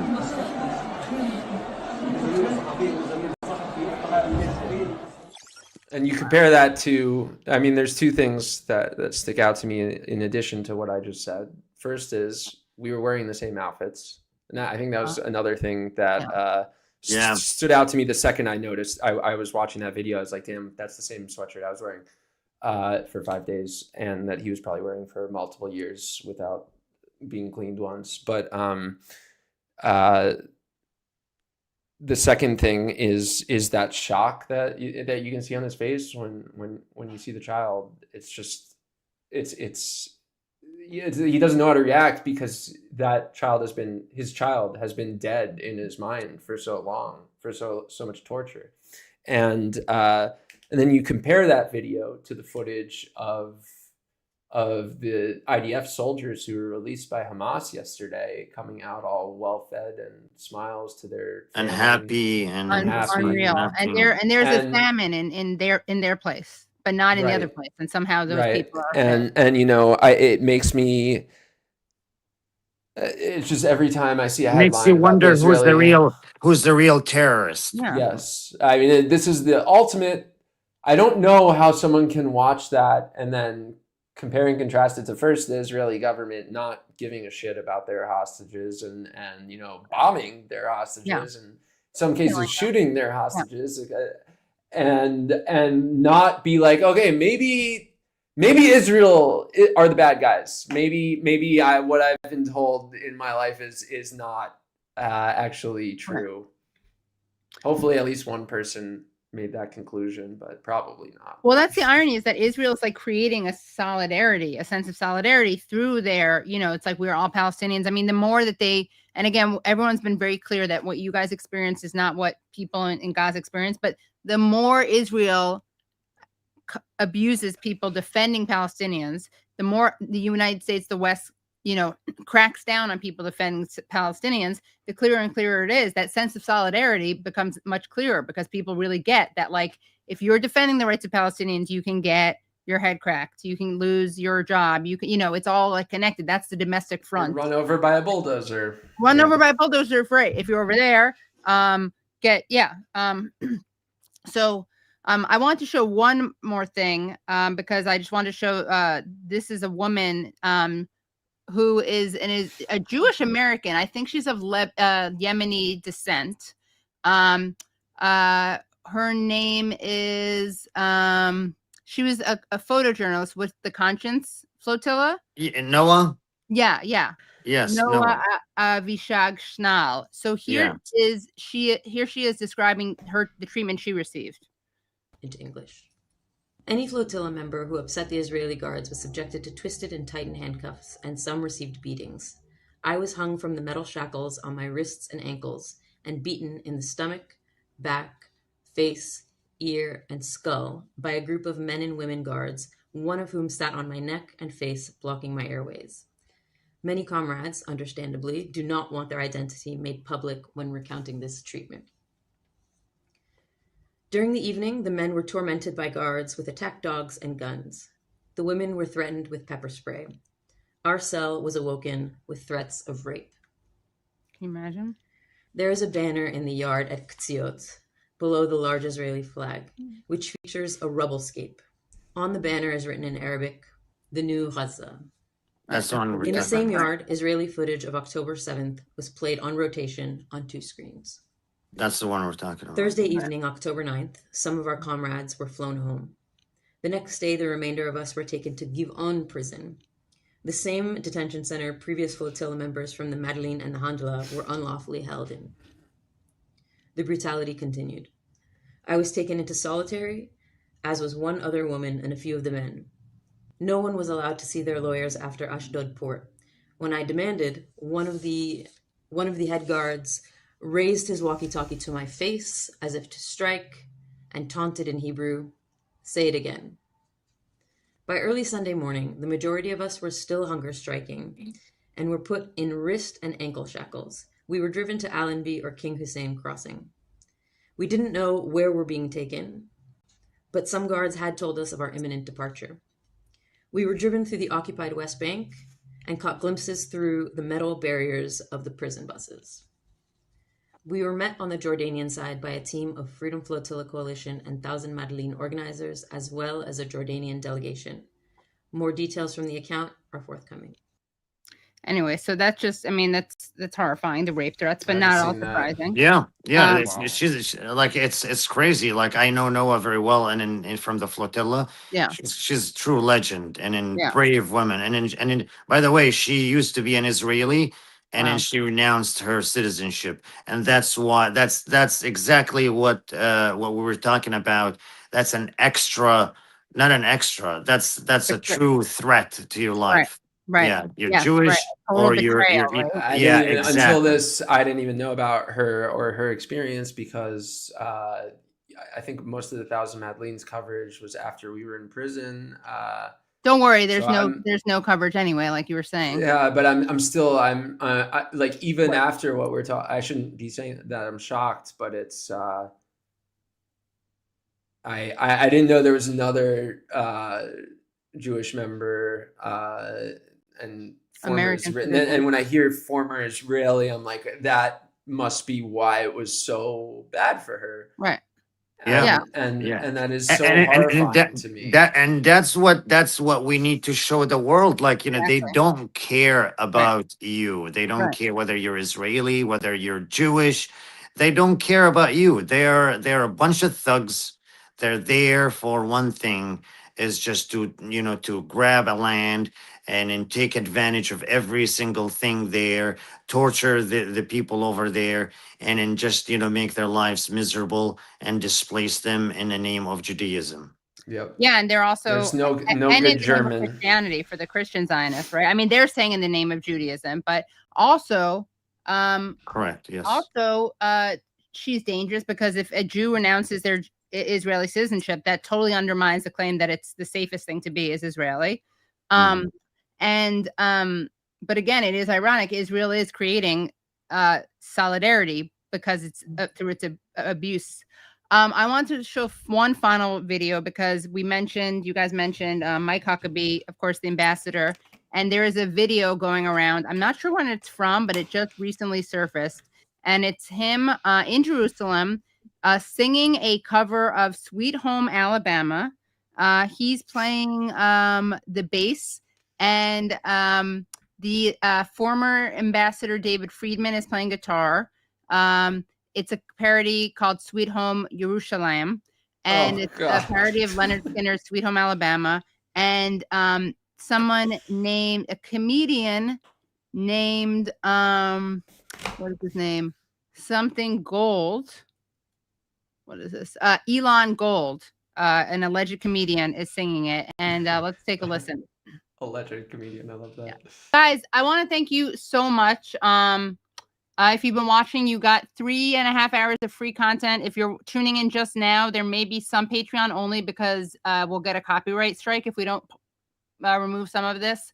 So you can see this little copywritten segment at patreon.com/The Katie Halper Show. Again, that's patreon.com/The Katie Halper Show. But again, almost the entire show is free, and we're only removing that because of a copyright issue. Final question. Is there going to be another flotilla anytime soon? And what do you guys want to leave the audience with? I don't know if there will be another flotilla. So I think once I find out about it, I personally expect myself to do it again if it does happen again. Wow. They asked me, by the way, and I was like, nope. I just don't have the strength or the samud to do it. I don't. And I want to thank anyone who's been listening to all this, and thank you for having me on, Katie. Thanks, Dr. Daoud, for being putting yourself on the line, on the conscience, and finally thank Israel for torturing me and bombing me and stuff like that, because I will be telling this story for a long time, and I think it'll really hurt your desire to kill everyone in Palestine, or all Palestinians in Palestine. So good job, you idiots. Yeah. And truly, thank you, Katie. I appreciate all of the time that you gave us. And then, honestly, like, yes, I would definitely go to the flotilla, but I'm hoping this ceasefire continues so that we can actually go and build Gaza. And then I'm hoping that we can go, me and Tommy together, and then definitely you, Katie, come over, and then we'll go so you can meet these beautiful people over there, the people of Gaza, and then you will understand what I meant by, like, you're gonna be surrounded by angels. They're truly angels, and that's how I felt. They're amazing people, and I want the whole world to go there, because like the Gaza have like enlightened our lives, like with their misery, and in whatever happened to them is just insane.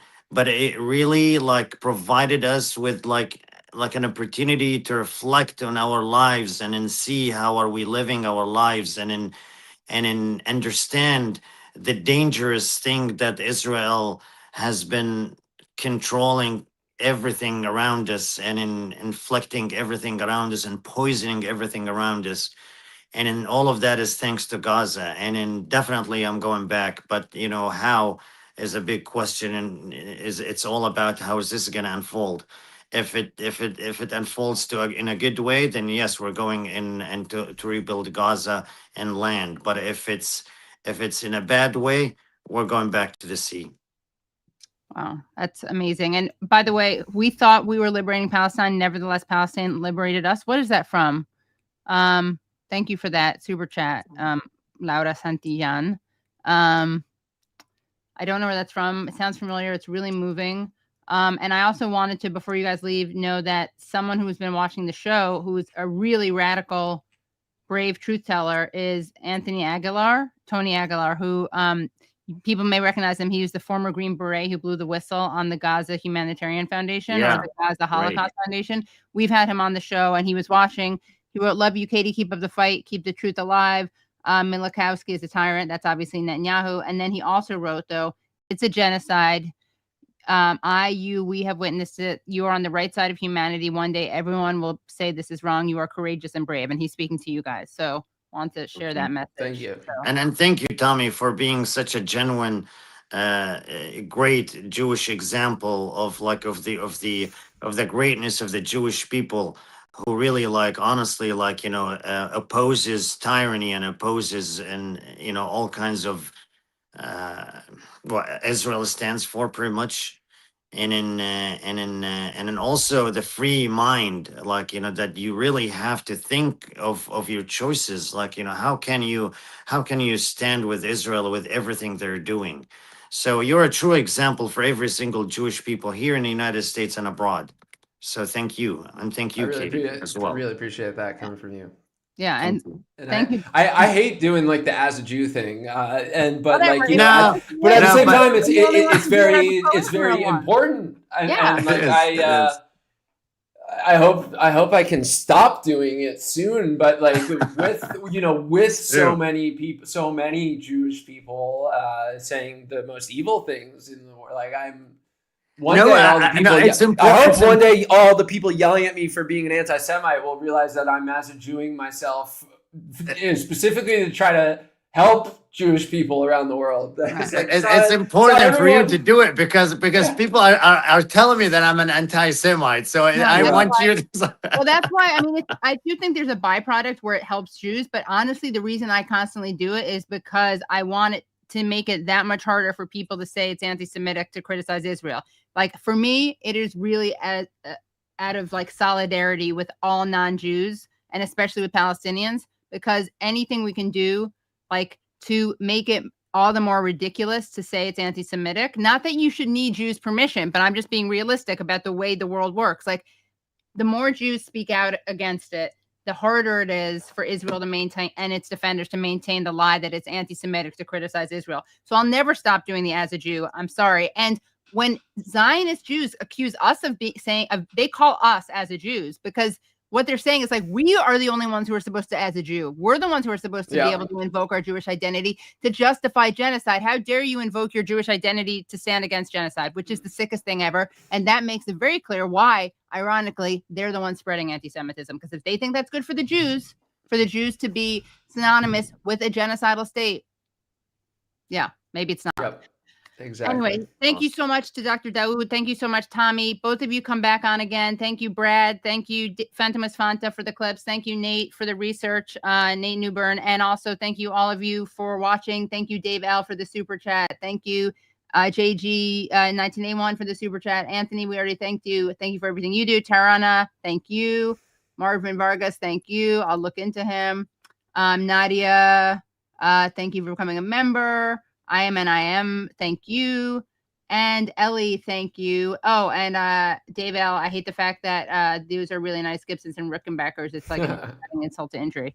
And yeah, I think that's it. And also, Dr. Daoud, as a doctor, you do such amazing work and you've risked your life. And I know that you have gone through so much trauma to try to relieve other people's pain. And whenever I think about it, it makes me want to cry, knowing that you've been forced to perform surgery on people without anesthetic, which is honestly probably one of the most unforgivable things that Israel has done, because there's just no way. I mean, I can't think about it too much because it makes my stomach hurt and I'll cry. And knowing that that's done, and your story about operating on a child, and it's just, you're doctors can be heroes. Doctors who are silent on this issue are cowards and betraying their profession, I would say. But my dad's a doctor also, and so I have a real soft spot for doctors who are actually good people. And he's too old to be going to Gaza, but I know that he's very much on the side of the people of Gaza. And in fact, I just saw someone post something about how they're looking for people to do trauma stuff. He's a psychiatrist, so I'm going to put him in touch with that person. We could do a whole other episode on mental health in Gaza, but really I hope you They need it. They need it. Like, the true heroes are not us. The true heroes are the doctors over there. Yeah. My God, it was such a true honor to just work by them. I remember this doctor who told me, like, I asked him, like, if I come and work in Gaza, would you give me the board of emergency medicine? And then he says, I'm the one who does it, so yes, I'll give you that. And it's such a true, like, just hearing that from him is such a true honor. These people are just amazing doctors, and it's so sad they're going through this, because they really don't deserve it. They deserve the Medal of Honor. They deserve Nobel Prize. All Gazans. I was literally just waiting to say that the fact that I read your mind, Brad. Yeah, I read your mind. The report that the fact that the reporters or doctors in Gaza did not get the Nobel Peace Prize. It's sad. But Kissinger got it, so we can't taint them with that. Well, guys, I thank you so much. This has been amazing. Please come back. And I think that's it, right? No final announcements, Brad. This has been the Jewishest goodbye ever. Yeah, the Jewiest goodbye. so in case you don't know about that, an Irish goodbye is when you leave without saying goodbye, and a Jewish goodbye is when you say goodbye without leaving. So that's what this show often involves. Bye, everyone. All right, goodbye. See you. Okay, calm down. You got rivers, man. You got rivers, man.